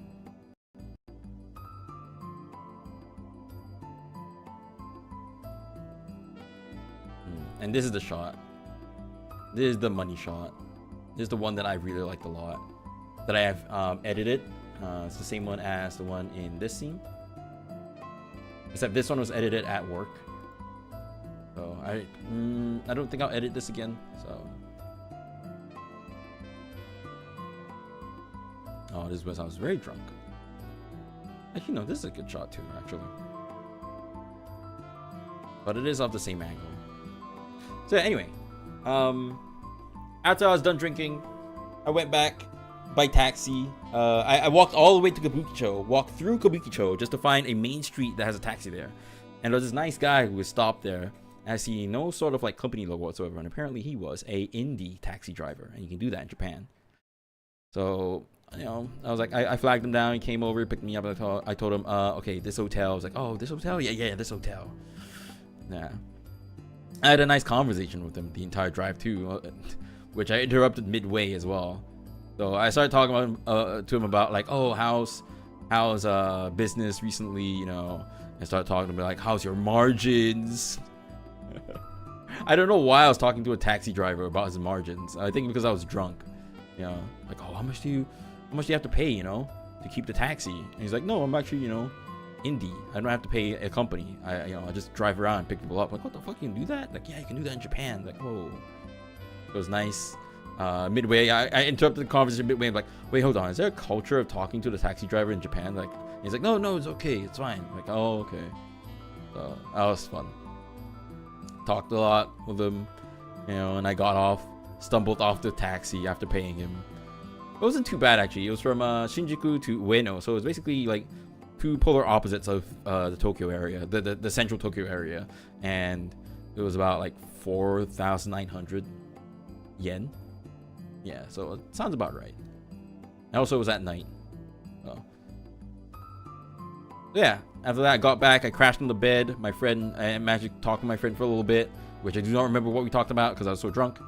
And yeah. to wake up for the main event of the trip, which I took about an hour and 30 minutes to get to talk about. So we had to go to Ueno Station to take my favorite train, the Limited Express Hitachi. Look at that. What a beauty. Just look at that front. Look at that side. Look at how shiny it is. It's funny because like my friend that I traveled with mistook this for a Shinkansen, a bullet train. Meaning because of how shiny, how unique the design is. And you know what? Yeah, it's fine. Because it does look really cool. It does look really unique, and I love it a lot. Oh, it's like an hour 30 ride all the way up to Mito Station in the Ibaraki Prefecture. I think I have to flip over to the phone for this. And I also met two of my VTuber friends there, Raichi and Machiko, because they very graciously decided to join me on this section of my trip. It was nice. You know, we were just chilling in the train car, playing Pokemon TCG, and then you know midway just kind of start passing out because it was like a long ride. Just took like very nice shots of the scenery passing by as well. And it was very misty that day. It gave this like Silent Hill feel. I liked it a lot. Like look at that in the distance. Very nice feeling. Yeah. Then we got off at Mito Station. Hanko Tsurushikiri? I don't know. I had the Mr. Donut collab because the VTuber friends were very hungry. They haven't eaten anything yet, so we went and had a few light snacks. Yeah, like Mr. Donut. Machu got like I think some yakitori. I don't know what he got. Kushiyaki, something. We got on the train, the local train, and we got here. Well, alright, of course. What else would I be in Japan if not to go to ORI, the place of Grossen Panzer? This is very nice. This isn't old though. This is actually pretty new. There was an older banner they had that was just the main few characters, but this one includes all the finale characters as well. Yeah, they had new standees for that weekend, where they exchange uniforms. It's very cute. I love them. They're so adorable. And they hung this at the station. So I'm gonna talk about one thing that I bought. They hung this at the station, and over here there's like no pay. Only pay or money. Like, oh, you can buy this at the station? That's kind of weird, right? But no, that wasn't the case. These are windbreakers, jackets, that are themed to the individual schools in Grossen Panzer. This is the university school. This is the American school. The American school looks really nice. I like this a lot. I think this is Orai. This is the British school, Darjeeling, St. Gloria. This is Keizoku. Keizoku. The continuation school, the Finland school. And I think this is the Russian school, Pravda. This is a Japanese school, Shihatan. And this, of course, I don't know if it's obvious. Maybe it's just me in my head. So this is the German school, Kuromonimine, right? And you know, a little black, a little red, maybe you know, looking a little bit like you know, maybe you know. So yeah, and then you got the Italian one. I kind of want the Italian one, except for this red band. Actually, it doesn't look that bad. I thought it would look a little bit too on the nose with the red armband. Maybe I should have bought it. Damn, it looks nice though. And this is the new French school, which I forgot the name of. Anyway, so yeah. Not gonna give any prizes. Not gonna give any prizes to, you know, to the correct guesses of which one I bought. I didn't buy it at the station too. I bought it at the event. I just saw it. I'm like, I need that right now. That's the SFTengu colors. Yeah. Of course, you know, arriving Ori, you're being greeted by the big, you know, welcome to Ori station curtain. Out front, they have the standee where you can put your face there. You know, we arrived relatively early. I think we arrived about like 12:30-ish. Me and my friend had a bus that drove us to the hotel at 2 something, right? So we queued up for lunch outside this place called Sakura. Very nice place. We were at 12:30. We waited till about like 1:30 because they were really full. It was the day before a big event, so a lot of people were in town. You know, we ate about till like 2-ish. Inside they had their standee of one of the characters. This is one of the supporting characters. They have the anime character standees throughout the entire city, the town, and each of them are at several different shops and restaurants. So you know, it kind of draws in the anime fans as well to come and try out the places. And it's really nice to see when, you know, they fully kind of adopt the character. Like with all these like fan art, they decided to put up the Fumo version. It's not a Fumo version. It's Nesoberry version. You know, and somebody drew the character with, you know, the actual. This is the actual chef. I saw the guy. This is the actual chef of the place. You know, preparing the meal for the anime character. It's really cute. Really nice.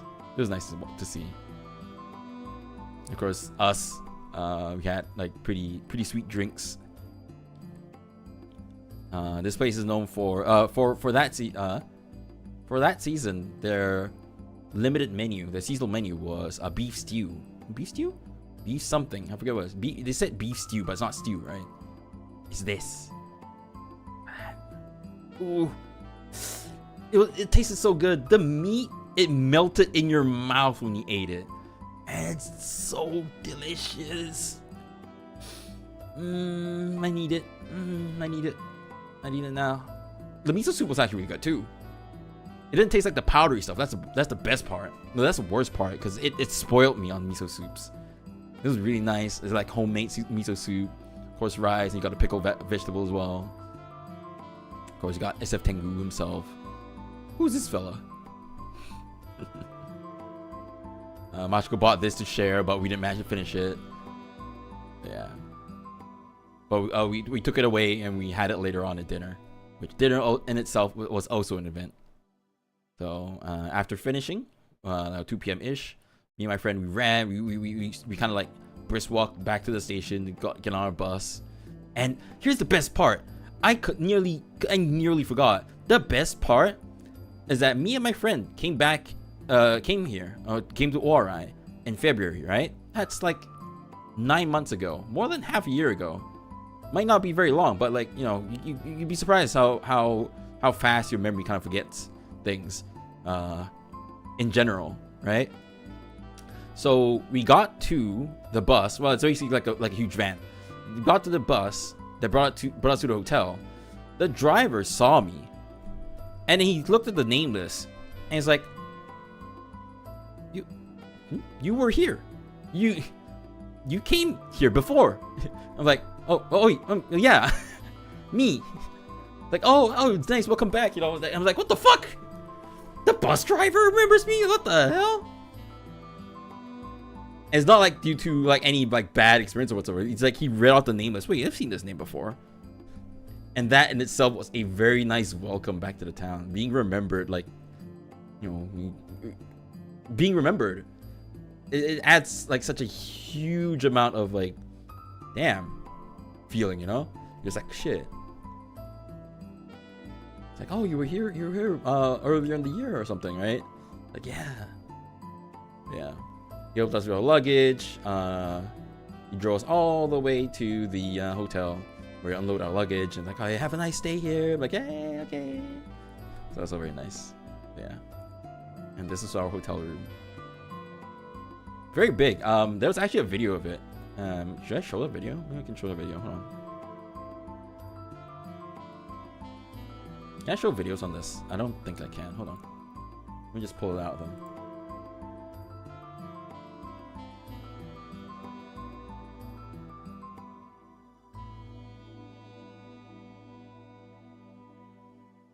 Oh, I'm getting sleepy from yapping so much. Jesus Christ. What's wrong with me?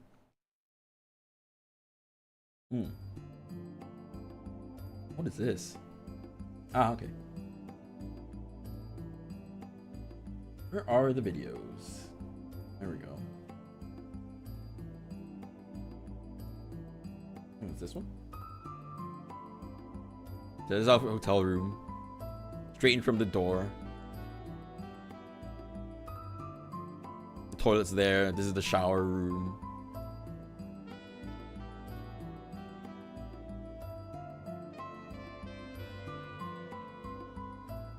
And that window on the left looks out to the ocean. Yeah. Over here.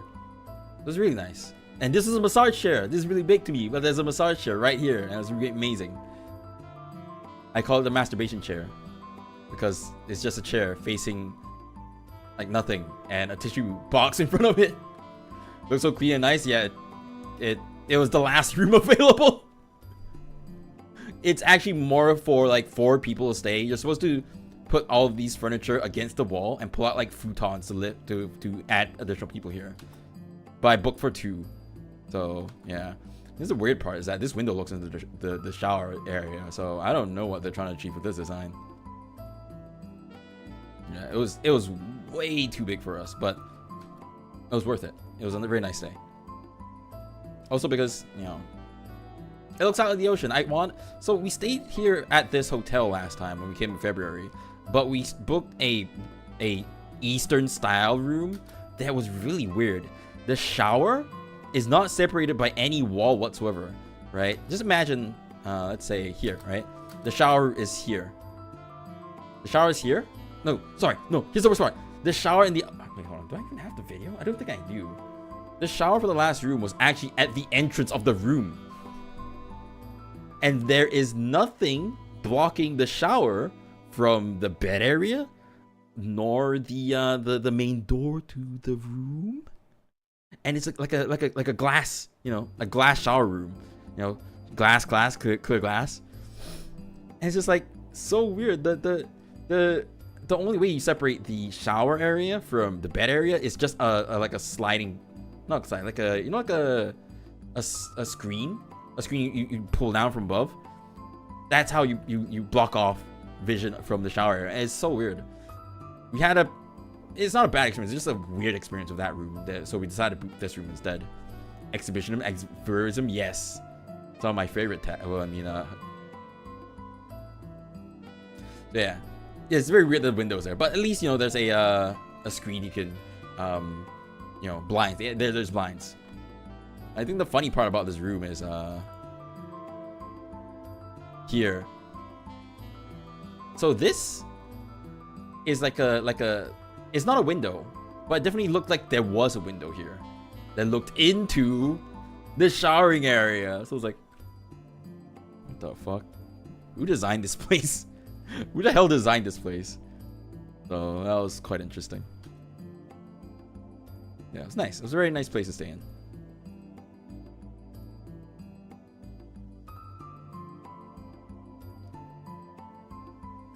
The only sad thing about the entire trip was that it was very cloudy for most of the trip. So it was we couldn't see any of the sunrise. I wanted to be able to see the sunrise here, because this just looks out to the Pacific Ocean. On the other side of that place, of this ocean, is just America. So a lot of times I would take a photo of me like waving and then send to my like American friends like, hey, I'm waving at you, wave back. Well, my friends actually whip out like a compass app and then got the correct direction to face and wave back from their living room. We're like, oh, that's so nice. But yeah, it's a little silly thing that I do. Anyway, yeah, it's a nice room.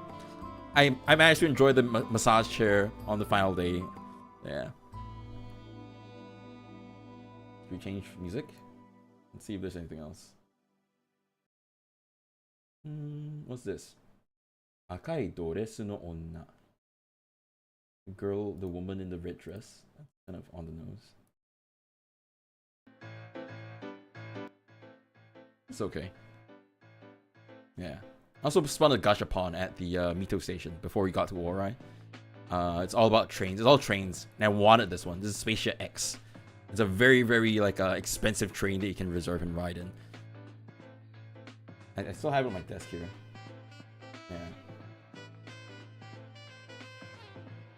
So anyway, so after checking in, we met up with my VTuber friends again. Did we? Hold on. Let me think what we did. What did we do after checking in? This is phone, right? Okay, let's go to camera.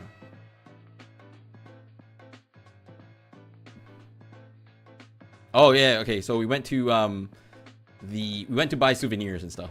So we went to a so there's a mentai fish egg factory nearby, right, where they farm the fish eggs and they process it to be put into products. So we went there, we bought some souvenirs and we just goofed around for a little bit, and then we went around the entire town after the sunset buying ingredients. For what, you wonder? For nabe. So one of the goals that Machiko wanted to do was he wanted to have a nabe party with his friends, and that's what we did this trip with him. We bought all the local produce. We bought mushrooms. We bought vegetables. We bought meat. And here's the best part about buying the meat, by the way. When we were buying the meat, we went to this place called Usuya. It's the local butchery where they do fry the meat and sell as is, and they also sell the meat as is as well. So it was really nice because we went there, right? We went there and we were buying the meat. We were buying meat. Like, oh, we're gonna buy 200 grams of pork. And the nice old lady was like, oh, this me as an old lady, I eat 200 grams on a single day. Is it okay for 4 of you? And we just said, oh no, it's okay. It wasn't enough meat. But then after, when we were processing, right, when I was paying the grandma, right, the basa, and she's like, wait, I've seen you've been here before. I'm like, yes, I'm back. And he's like, oh, welcome back. I hope you enjoy, your stay here. I'm like, what the fuck? It's one thing to be remembered by, a service staff, They work with a lot of people, and they're bound to forget faces and names. They remembered me. And then I come to this, butcher shop? What do you call it? Butcher shop. And the old Oba-san, the old lady that owns the place and works there, right, remembers me as well. And I'm like, oh, thank you for remembering me. It was really nice. And she's like, oh, then she just comes, oh, you sure it's enough meat? I'll add a little bit extra. I'm like, no, it's okay. It was very nice. Maybe your face, name, and behavior is memorable enough. I think for Obasan, for the Usuya, the meat shop Obasan, me and my friend, during our February trip, we used to go there every single day for breakfast. We would go there, we would buy maybe menchikatsu, and for the breakfast they always came with a bread and they'll give you tea for free, right? And that was our breakfast for the entire trip. And that was I think also 4 or 5-ish days. And that was great, right? Maybe it's because of that. And also, I did give them a souvenir when I was there in February. Give me a second. There we go. When I was there in February, I gave them well, I don't know if everybody would know, but I gave them bakute. I gave them bakute soup stock, which very surprisingly has Japanese instructions on the back. I saw it at the supermarket. I'm like, this is perfect. And I bought a bunch to give out. And that's what I did. It was great. It was a great experience from that. Maybe they remember me because of that. But main thing is, they remember me. And it was amazing. We bought everything. Then we went to where Machiko's saying, which is a container, a shipping container at the top of a hill in Oarai. And the view was amazing. Nabe aside, this view is nice. The night sky, the city lights below. It was great. Yeah. We cooked up the nabe. We ate, we drank, we talked. I did tweet out the stream for this, which I don't know if it's still on his channel. Give me a second. Where is it? Where's Machiko's channel? Bitch, where is he? Let's see if it's here. Ah, there it is.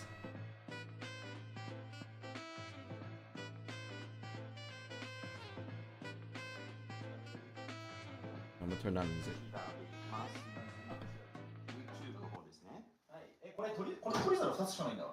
So it's all just sound only because we didn't want to accidentally take a photo, leak our faces and stuff.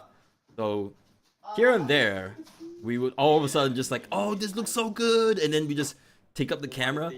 Look at that. うちらにも見せてください。肉肉。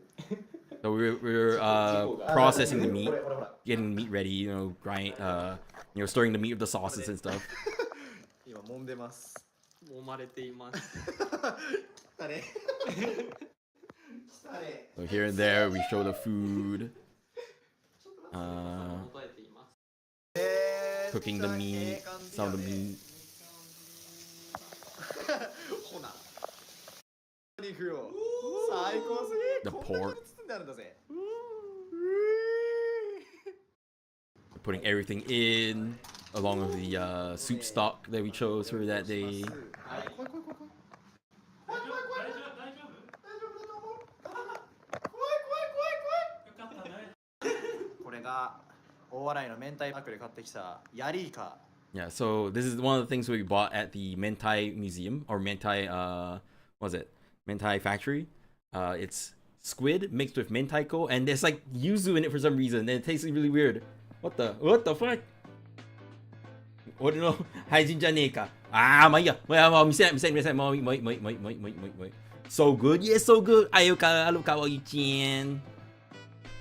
じゃあ見せない。もう見せない。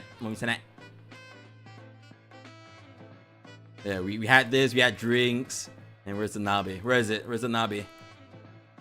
Nabe どこ? 大阪行きたいんだよね、このメンバーで。3月大阪に行ける。 So just us talking and eating. Where's the nabe? Ah, there we go. Look at that. Ah, that was so good. いい香り、もういい香りだった、本当に。いや、いい香りだし、雰囲気もいいんだし、もう最高。最オブコーでございました。Yeah. We got really like, kind of drunk. So, this is the meat from earlier from Sakura, which is also really good with drinks. What else? なんもないか。Ah, and Daichi's specialty, 特別 this. It's like peppers or peaman. What's peaman in English? I don't know. Peaman with some sauces all mixed together, and it's like crunchy and a little bit sour. It goes so well with alcohol. It's amazing. Peaman, yeah, peaman. 特に美味しいライチが。いやー、ライチの料理うまい、怖い。 Yeah. エッチだもん。エロある。Yeah. But we had a very nice night that day. Eating, drinking, hanging out. You know, I got a little bit too drunk, so I stayed at their place. I woke up to this view. What a nice view to wake up to. Look at that. Just a morning city town waking up. And I had to walk all the way back. I had to walk all the way back to the hotel. But that was fun. I came by this very rundown building. Very cool place. Here too. Apparently this used to be a ryokan. It used to be like a Japanese hotel. I didn't notice at first when I took the photo. And then I zoomed in like, huh? Ryokan. Oh. Old, very old ryokan. That's like all run down and abandoned. There was this very cute bird that wouldn't stop chirping at me. I took a photo of its butt. It kept looking at me. Beep, beep, beep, beep, beep. I took out my camera, it just ignored me. Very cute. Hello, Junko. Yeah, I'll drink water. Give me a second.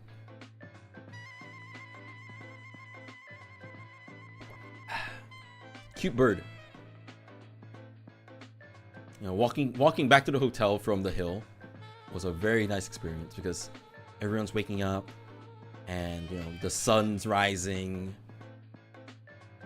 You know, it's very quiet. There was a oji-san, like an old man that came out of this door, and he came out and he looked at me. I looked at him. I was like, "Oh, hi, gozaimasu." He's like, "Oh, you know, it's so nice, you know, to be able to greet people in any town, any city, to greet people and not be thought like, well, this guy's weird. Why is he greeting me? What the hell? You know, not to be thought of as a weird stranger when you're greeting people is such a nice thing to have. And that's the one thing I like about Warai is this, you know, town feel. You know, being a city boy, when I from when I was small, you don't do this. You don't go down the street. You don't see the nice oji-san and you say, "Oh, ohayou. You don't do that. But on here you do. And it's great. I love it.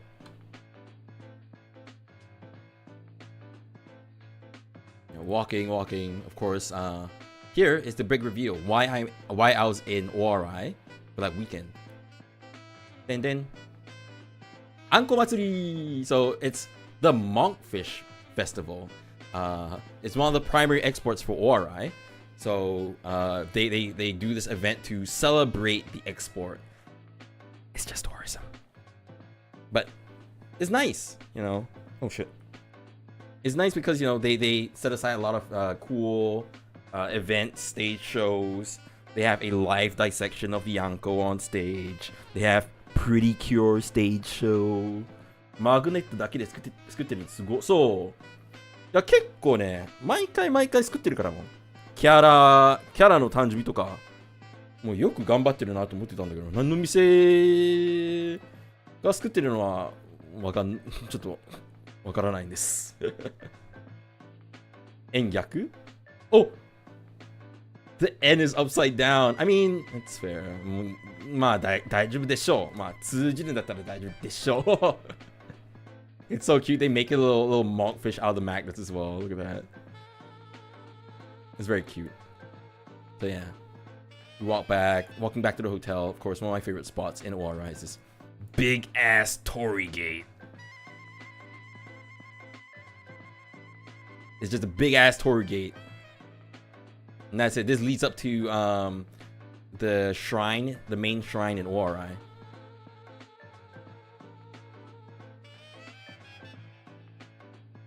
And also my hotel's over here. デザイン。そう。まあわざとやってるね。もう印象残るためにわざとやってるんでしょう。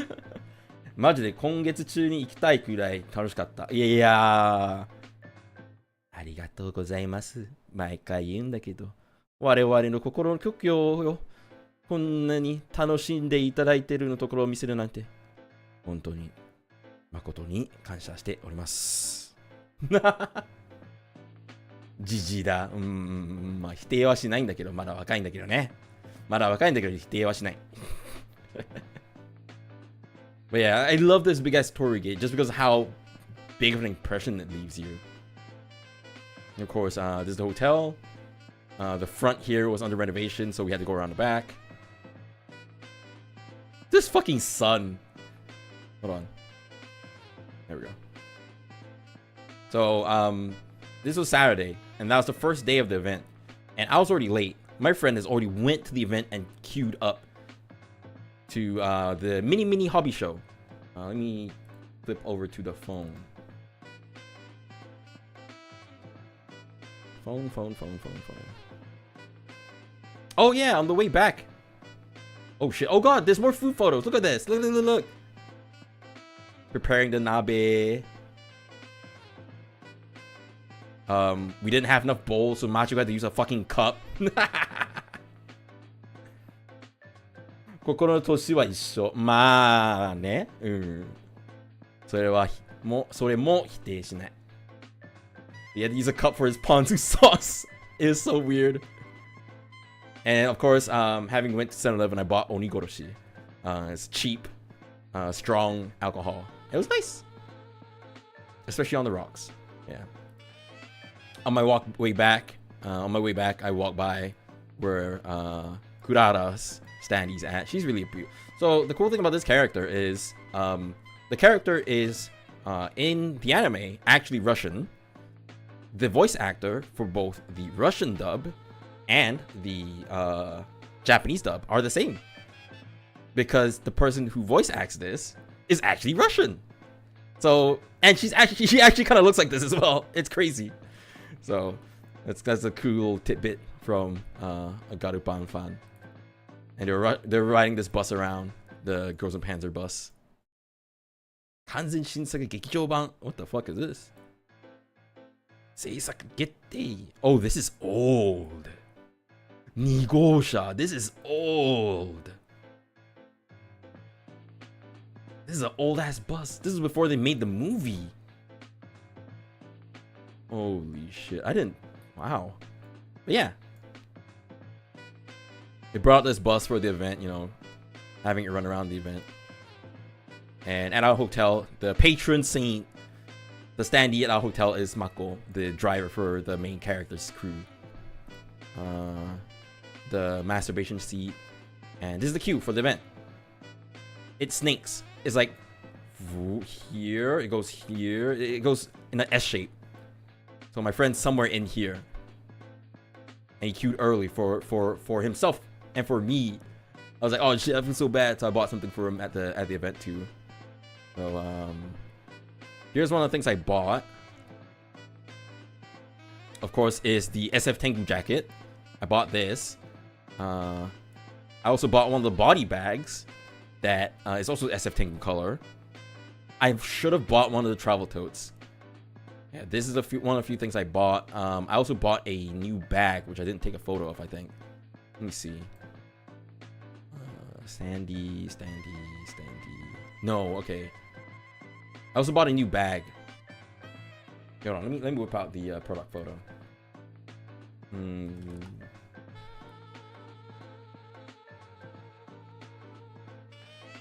Where is it?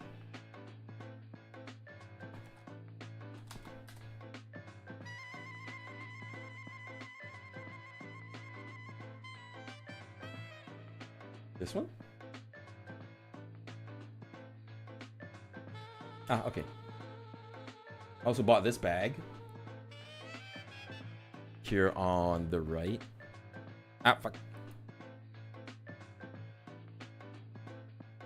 Over here. My head's blocking it. This one. Over here. It's very nice. I like the colors. And it looks really good too. It's crazy. Those are a few things I bought. All the other money I spent are on alcohol. So anyway, yeah. Queued up, bought some things. Took photo of the standees. Look at it. Oh, cute. Why is Erica so cute? I love Erica. Yeah, the queues were crazy. Here's them wearing their school jackets. Very cute. Oh no, this isn't a school jacket. This is the Japanese jacket that has a lot of like decals, the big decal on the back, and it's very like shiny. I don't know what the jacket's called, but this is like based on that. Oh, they have a Crew Mini version. I want this then. Okay. One of the new standees they reviewed for this event was, you know, them exchanging uniforms. Very cute. So yeah. After buying stuff, me and my friend went to ORI Seaside Station and to see the queue for the Ghost and Panzer Gallery being super long. So we just went to the display area where people can rent out little sections. And then you can put up things to display. And this guy decided to display his Mahjong collection, which has Saki and the Final Fantasy XIV Mahjong set. And there's a few more below. The one that I liked a lot is this. Remote Control Knight Rider. I don't think anybody knows this TV show, but it is a 1980s, 1990s reality TV show. Not reality, but more like fictional TV show where there's this AI-driven car that helps this David Hasselhoff. It was David Hasselhoff. It helps David Hasselhoff solve crimes, and it was crazy. And it was called Knight Rider. That was cool. You got, you know, tanks. After that, we met up with Machiko again for lunch, and this was the place. We went to Bronze, so it's a pasta place in Ori, and it's really nice because it's run by a really nice Obasan as well. You got this. So you get to submit your own name card, and the name card gets like put up for display somewhere on the ceiling on the wall, and it's so heartful. See, look at all this art that they decided to show. They decided to put up. It's It's gotta take a good amount of effort to put all this up. Look at all this. It's all this love. Who's this guy? Like an SFTengu. Who the hell? Yeah. So I ordered Napolitan. The Napolitan pasta is crazy. It's just this giant egg covering the pasta, and it's pea, man. Got meat, got sausages and everything. It's crazy. And because, you know, this weekend was a big event, they gave us this to take photo with. Basically just a little standee to show like, oh, it's done. by the anime character. It's very cute. Just like, I love this so much. Yeah, after that, we walked around the event. So they blocked off like most of the streets to set up like stalls and stuff and set up displays. And one of the displays is this. A mini scale model of the tank. A tank. In the anime, in the movie. Hey, look at that. It's like, how is it so detailed? How? How did they make this? It's crazy. This is very cute. Then of course, there was actually the actual tank display. These as well. So these are made by what they call themselves the 1-to-1 scale model creation factory. And this is what they do. They're in metalworks that just makes tanks for fun. And it's not like working tanks, right? They do run, they can drive around, but they don't have working weaponry, of course. And it's crazy. Look at that. They built like a French Renault FT17. They built the CV33 with the anime roundel. The pizza is really adorable. And of course, in one of the recent movies, they had a Finnish Sturmgeschütz Stuk 3, and they also recreated that as well. It's crazy. The level of detail, even this at the back of the Sturmgeschütz, the toolbox. Like, look at all this. They tried their best to read. You've got this. So this, what this is you stick it into the back over here, and then you crank it to start the engine, and it goes. They don't need it, but they made it anyway, just for fun. It's crazy. Yeah. Even got the place we were supposed to throw shells out of, I would assume. It's crazy. The level of detail they went into making these. The engine deck, you know, the peep slots. And these move. I wanted to see these move, but like, you know, we are going around quite often. I think there's a toolbox in here, yeah. The engine deck of the Renault FT17 with the sled. It's crazy. All for passion, all for hobby. But yeah. And that was the first day, or rather the first day of the event. After that, we went to the station. We sent off Machiko and Raichi back on their own. Let me see if I got any more photos of the tanks and stuff. Oh, there we go. More tanks. Why is it already breakfast? Oh, I didn't use my camera for the rest of the day. Okay. For the first day, after sending off Raichi and Machiko, me and my friend, we went to a tea taste testing. What was it? Nomikurabe? Event menu in one of the cafes nearby. And we had a lot of like funny custom named teas they tried. It was really nice. So we tried that, drank a bunch of tea, and then we went to have one of the best hamburgers that I've ever had. So this place called Oracle is actually a really well-known hamburger place in Owarai. It's known throughout the whole country even. Like one of my friends, I was talking about, oh, I want to go to Ori actually. And it's like, huh, Ori? I want to go there. Huh? How do you know about Ori? Is it because of the anime? No, because there's a very nice hamburger place there. Like, so me and my friend went.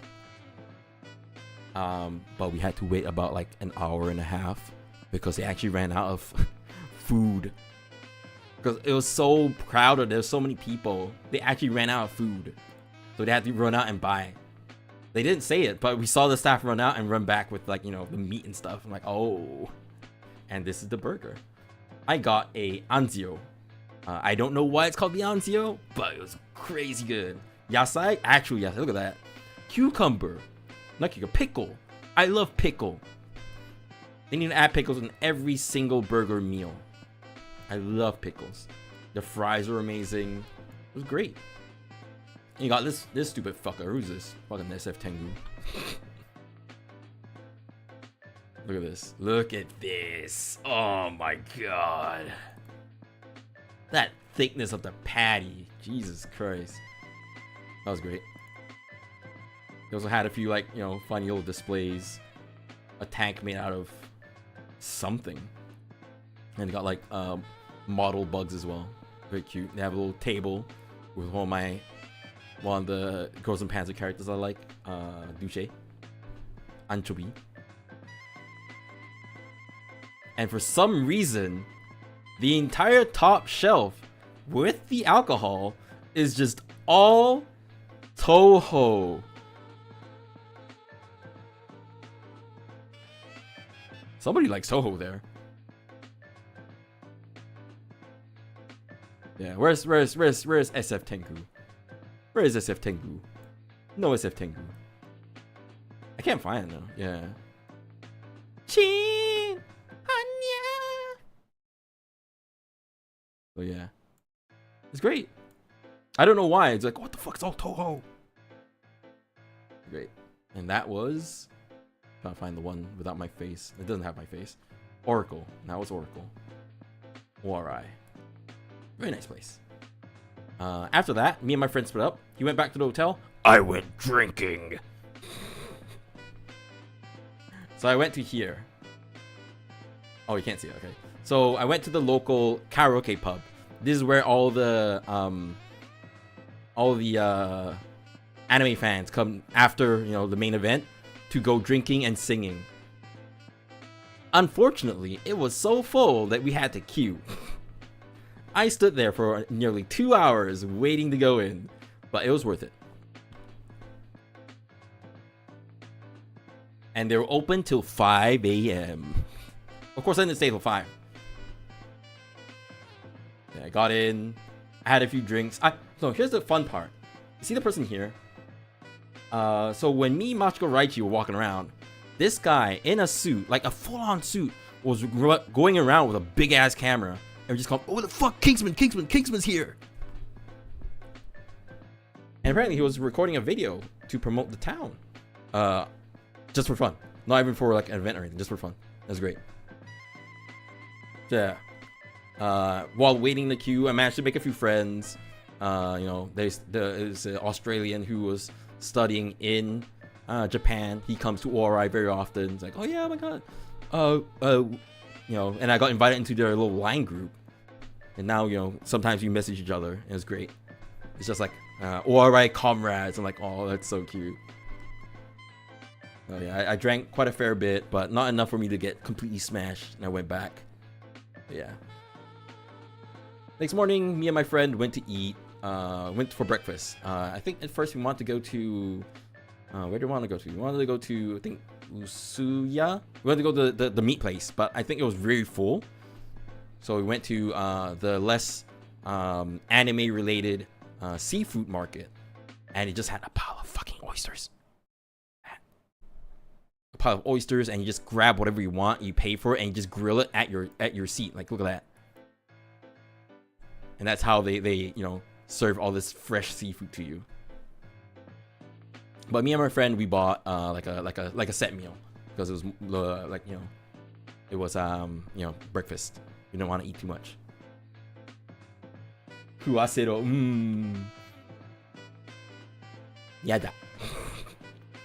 I had a uni don for mine. It was very nice. Yeah. Takawasa. Also very cool. I think I also whipped out the camera more for the second day. Let's see. Yeah, I did. Oh, this is midway through though. Oh, wait, hold on. You say that. Uni ikura don? So, uni ikura don. Look at all this seafood. Uni. Got ebi. Aka ebi.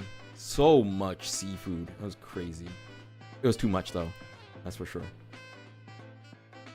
And we walked around.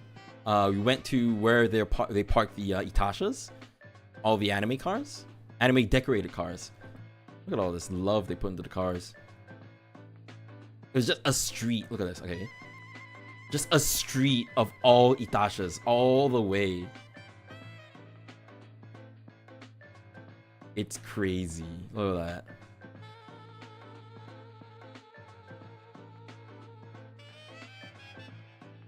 Great.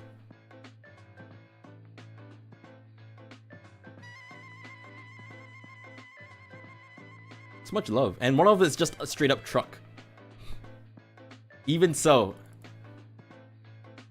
I think this license plate is a fake one just because it's registered in the town of ORI. I don't think you can register cars in ORI. I'm not too sure. Very cool. A lot of like love went through the cars with that Saudi with the little plushies on the dash. One day, maybe one day. I'm gonna change the song again. Give me a second. There we go. Got crazy rapping ones, got simple ones, got meme ones like this. This is a duck team. It's composed of former volleyball club members. And the reason of doing the tank stuff is because they want to revive the volleyball club, and he drew this on the side of his car. Revival of the volleyball club. They're just doing the tank stuff. On the second day, they did open up the tanks so you can peek inside. And also, they parked a new one. They parked one that's not a World War II one. They parked a weasel. And this is also a replica. It looks like the real thing, but it's actual replica. It's crazy. The amount of detail, the amount of like, even the buttons, the lights, turning lights and everything. Even the smoke dispensers. It's nuts.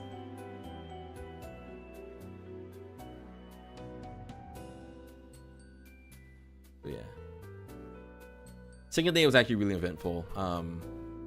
Because a lot of the like stuff finally gets set up on the last day, the second day. And everyone has already gotten a feel of the main event. They come around the side to go see all these. Look at this. What the fuck? Crazy. Where's my favorite one? There's one that's just straight up the uniform for Saint Gloria. It's really cute. Then my favorite one is, of course, the one for Anzio.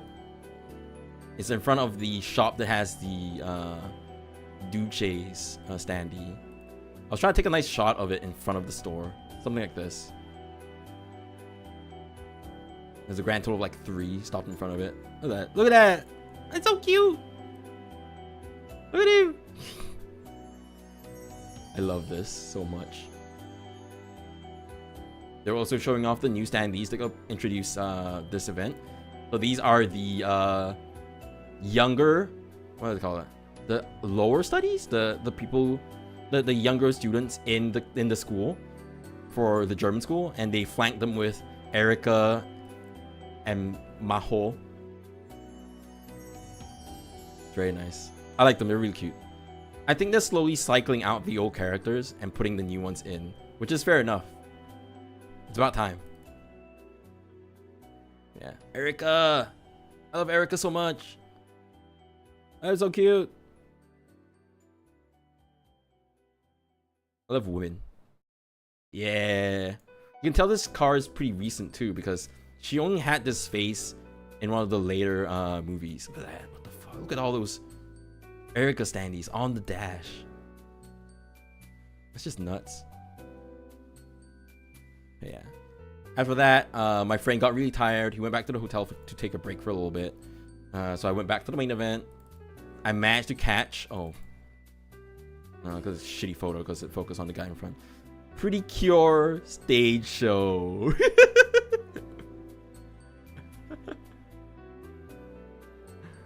I didn't stay. I was just like, oh, that's pretty cute. Take a photo and just ran away. I went to the Girls and Panzer gallery to take photos of the displays again, as I usually do. I went up to Marine Tower, the tower in this photo. Went up here. See a lot of people. To take a photo of the ocean and to take my photo where I'm waving at America, saying, "Oh my God, hi! I'm waving at you," and just nice. Like the timing was perfect. This ship comes in from Hokkaido, and it was just pulling into port when I was up there. I was like, "Oh shit, it's coming back, Sunflower!" And it's like a 14-hour boat ride from Hokkaido all the way down to Ori. I want to ride it at some point. 14 hours on a boat sounds like real relaxing. One day, maybe one day. And after that, you know, I went back down and they were doing the main event. They were cutting up the monkfish. Look at that. Such a gross looking fish. But you can eat everything. You can eat everything except for the head and the mouth here. Everything else is edible. It's crazy. And at one point, yeah, he does cut it up. Look at that. There's nothing left. Because everything else is edible. He just... The most gross part is when he ripped the fucking skin off it. And the way he presents is like, oh, this part kind of looks like a hand, doesn't it? You know, something like that. And he does like the most violent shit ever where he just cuts it off. I'm like, what the fuck? That's Mel. Yeah, it is. It is this part. Like, oh, this part is actually part of the stomach. And he's open it. It kind of looks like a butterfly. I'm like, the fucked up way of saying it looks like a butterfly. There's a fucked up butterfly if it's one anyway. It's crazy. Like, he was describing every single part. I was recording most of it. I'm like, oh no, I'm gonna go somewhere else. This is too much for me. It's nice though. I do recommend eating monkfish at some point. Because I wanted to go and look at the drawing bus. So every year when they're doing this event, they have a bus that they let people draw on. And they spray like, you know, a layer of gloss over it to protect the drawings. And then they use this bus as normal. They don't display it, but they do display it sometimes, but they just drive it around as it is. So everyone draws their own favorite, you know, Girls and Panzer characters. This one looks amazing. Look at that. Everyone has their own, like, style. Very cutesy, very chibi, very comic. And it's very nice. I love this so much. You know, Snake Year.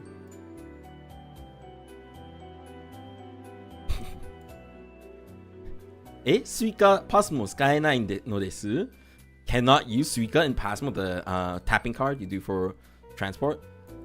使えます? Wait, really? They also drew some of the supporting characters, like the father for Yukari. So this artist, I actually like his style a lot. He drew a lot of like joke doujins where this character is just a straight up pervert for her senpai. And it's great. I love it so much. I have like a few volumes in my doujin storage, and I didn't think they would come because they stopped drawing Girls and Panzer for the longest time. And I looked at art, like, they were here. It was really nice. This person too draws really nice art. Look at this. I remember seeing this penguin somewhere. It's very cute. One of my favorite drawings has got to be one of Erica. Yeah, there we go. Prost. Very nice drawing. The shading, look at that.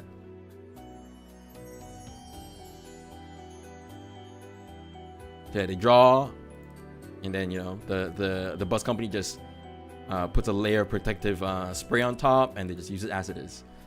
In February, me and my friend actually spotted one of the buses that were one of the drawing buses that went by.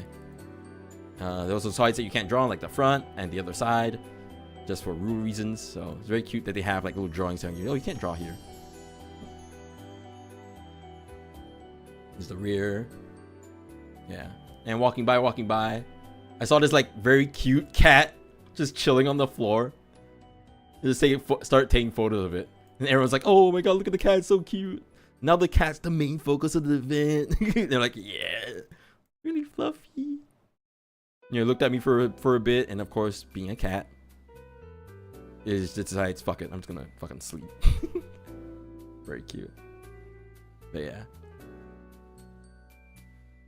The rain cleared up, so I went back to take some of the photos. The photos of some of the cars that now have their hoods down. I didn't get what this car was, but it's kind of like a joke car. It's painted in Panzer Gray. It's Panzer Vor on the front. That's about it. But yeah. After the event, I walked on over to Dolphin, which I think I need to flip over to the phone. I walked back to Dolphin, the karaoke bar, and my friend... Oh, wait, yeah. I had oysters for lunch. I had oysters and monkfish karage for lunch, and that was amazing. Oh, you can't see it. There was like smoke coming out of it. It's crazy. But yeah, goes to Panzer Gallery. This is the photo. Oh, hello, American friend. Of course, also taking a photo of somebody's backpack. Very well prepared. We got his camping stool and everything strapped in. All the badges. It's crazy. Yeah, and then I walked to Dolphin, which on the way, I walked by one of the scrap yards, which it's completely just a me thing. One of my first trips to Ori, first few years I came to Ori, I didn't have any sort of goal. I didn't know where to go. So I just walked around the entire town for the entire day. And that was how I enjoyed Ori back then. Not, oh, I want to go eat here, I want to go there. No, I just walked the entire town. And this is one of the standees I spotted when I was, still very new to the town. Don't know where everything is. And it's nice to see it still here. Like this one. This is the original one. This is a new one. And it's just here. The tank standee. So I had a bit of a flashback seeing this. And I remember the area around here was not houses. It was just like empty land back then. And now it's just houses. Crazy. And I reached Oracle. Oh, not Oracle, sorry. Dolphin. Where I drank too much. And my friend decided to join me. Despite, here's the best part about the trip. My friend kind of came out of his shell. Not his shell. Shell was very, well, degrading. But I mean, he decided to step a bit out of his comfort zone. And he came over to the karaoke bar. Knowing that people are smoking. Knowing that people are drinking. And he's like, no, I'm coming here. I'm gonna, come and enjoy. And he did. This is the best part. He did. He came to Dolphin, but it was full. The very nice regular who comes almost every single night, he's like, oh, okay, I'll let up my seat for your friend to come by. I'm like, what the fuck, thank you so much. And then I paid a bit of a thank you purchase to the store itself, to the bar itself. I bought like a shot of whiskey, a very pricey shot of whiskey. And I was like, oh, thank you so much, for accommodating my friend. I bought that. Where is it? This one. Had it on the rocks. And it was fun too. My friend had a very good time because a lot of the people that were there sang a lot of like very niche anime songs, stuff like Macross Delta, and sometimes like Tokusatsu, like Super Sentai and Kamen Rider, and he enjoyed himself a lot. Well, he enjoyed himself. The main thing is. And I was very happy to see him like, actually kind of vibing, enjoying things. And then he said I was cool. He said I was cool. I'm like, oh. Very cute. This is such a cute bochi, like, sippy cup. After that, I was very drunk. But the international fans, they were actually at a different pub further down the street towards the hotel. And they're like, oh, we're actually here now. I'm like, okay, we're going over. And me stumbling, and my friend's like, oh my god, he's drunk. I'm like, yeah, I'm drunk. And we stumble over to the place. We met the international friends. We drank. We talked. And I saw my friend actually talking to a complete stranger because, you know, they had similar interests. It was very nice. It was very nice seeing my friend who I knew as more of an introverted person kind of talk to people. And was like, oh, damn. He doesn't need me no more. It was nice. So yeah. I got very drunk. I got way too drunk. I made my friend worry about me because we went to the hotel dinner and I was just sleepy and drunk, which is the worst. You can see I have my food all over the fucking table, all over the tray. That was nice. It was a nice dinner. Yeah. Last day was to take photo of the Torii Gate, of course, at the ocean. Went to the shrine to do my prayers. And then, you know, looked at the enmas, people's drawing. I like the Scissor a lot. I like Scissor as a Pokemon. I like the design of Scissor. You know, some very meme ones or pretty ones. Anyway, I asked a friend of mine about the car. It's a 1991 Nissan 180SX. Whoa, really? Holy shit. So it's like a classic car. Damn. So, oh, I know why. It might be one of the cars the anime characters drive. The automotive, the car club, basically. The car club. They drive around very interesting cars. I think that's one of the cars they drove around in the anime. Yeah. Took a lot of photos of the enmas. Very cute art. Very meme art. Of course, the big enma. The official big enma. And just the general emptiness of the town after the event. This was the Monday after that. We were supposed to go back to the airport for our return flight then. So yeah, we just took our time. We ate at Usuya, the meat place. Of course, they gave the bread, they gave the tea, and just ate there. It was nice. The store also really likes their patron standee as well. Very cute art. Yeah. And on the way back, you know, we go to the station, we book out tickets, and we went up to the platform, and they parked the Gozen Panzer train right next to our platform just to send people off. And it was so nice to be able to spot it so up close as well.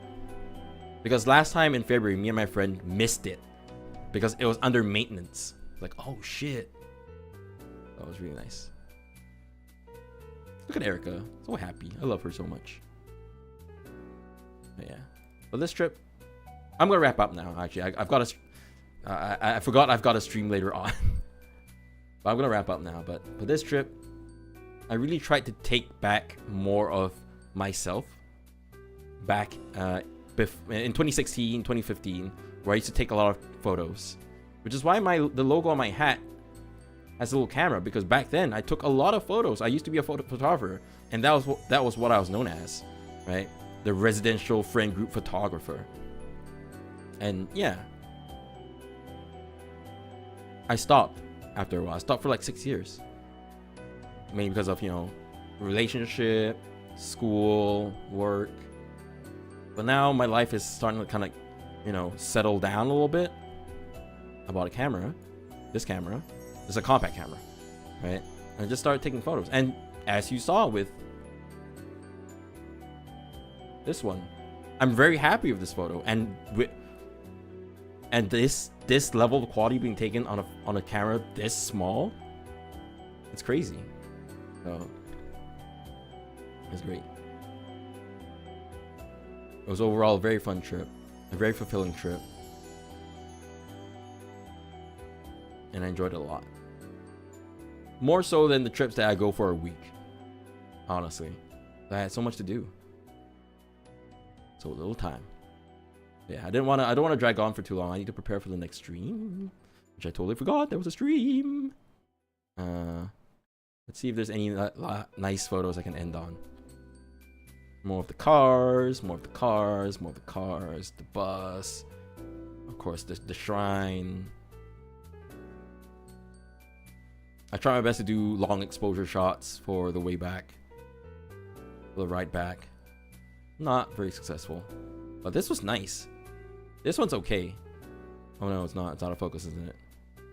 Yeah, it's out of focus. Never mind. I want to do, like, you know, lights passing by. I tried a few times but failed quite miserably, but it's okay. it's all about hits and misses with taking photos. So yeah, very fulfilling trip. And also, I bought the ticket to the wrong terminal. Because of that, I found this station. This is what I mentioned at the beginning of the stream, the hidden station at Narita Airport. It's the station they built before Narita Airport was a thing. And the tunnel is 500 meters long. To walk all the way to the station, you have to walk 500 meters. Nearly an entire kilometer. And this tunnel just continues all the way in. Let me show a video. イラストみんなすごい。あ、すみません。完全にもう自分の話ばかりでコメント見えなかった。猫かわいい。猫かわいいよ。大好き。かわいいもふもふ。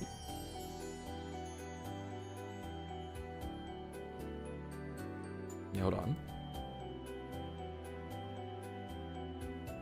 東成田駅。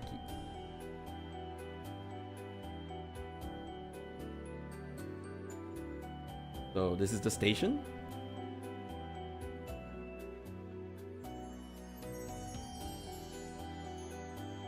Look at this. This is quite recent as well. 2 years ago, it's really recent. It's just a station that's like stuck in time. And the exit just exits out in the middle of nowhere, in the middle of all these roads.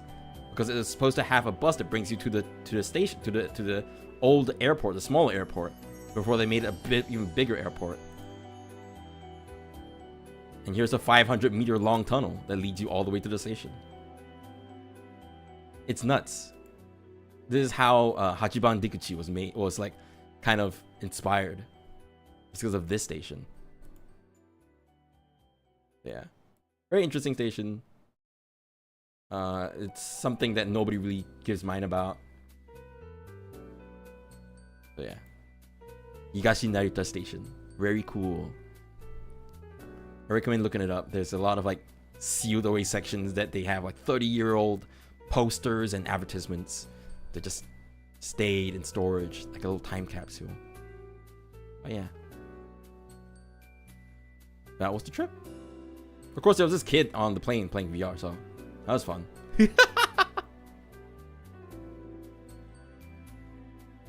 Anyway, let's end it on this then.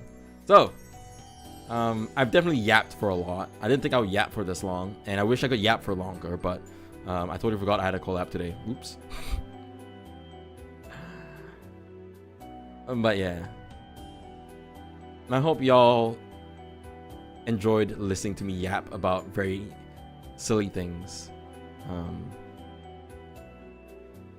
This trip was very nice, even though it was like 4.5 days. I do look forward to my next trip, which I'm actually planning to do a lot of things, so I'll be as fulfilled as I was with this 4-day trip. So yeah, anyway, I'm gonna call it here for today. I'm gonna go prepare actually. I need to go like wash up, you know. I actually talk so much until I sweat. Honestly, I sweat a lot because I talked a lot. Yeah, I have the air conditioner on full max and I'm still sweating. So anyway, I'm gonna actually work on the photos off stream. I was supposed to work on the photos on stream. I only worked on a few, but I had a good time. I had a good time talking. I had a good time just, you know, sharing my experience, my very fulfilling trip this time around. I hope you guys, I've managed to convey my feelings to you guys with my yapping and my talking. And yeah. Okay. So without further ado, I'm gonna call it here. Next stream is literally in 15 minutes. I'm doing buckshot roulette with Raichi, Machiko, and one more person I forgot the name of. But yeah, I'm gonna be doing that in about 15 minutes. If you're interested, come by, watch me stream, I guess. Yeah, good luck. Thank you. Thank you. I'm gonna need it. until then, stay hydrated and keep on keeping on. I'll catch you guys next time. For next week, I think I'm supposed to be streaming on Wednesday and Sunday mainly. I don't know what I want to stream on Saturday. We'll see. We'll see. Maybe, I don't know. Okay, so take care of yourselves. Until next time. Bye-bye. Wait, I want to mute my video, my end card. Where is it? お疲れ様でした。お疲れ様です。やばい、くしゃみ出そう。やばい。I'm gonna sneeze. With the end card. Oh, there it is.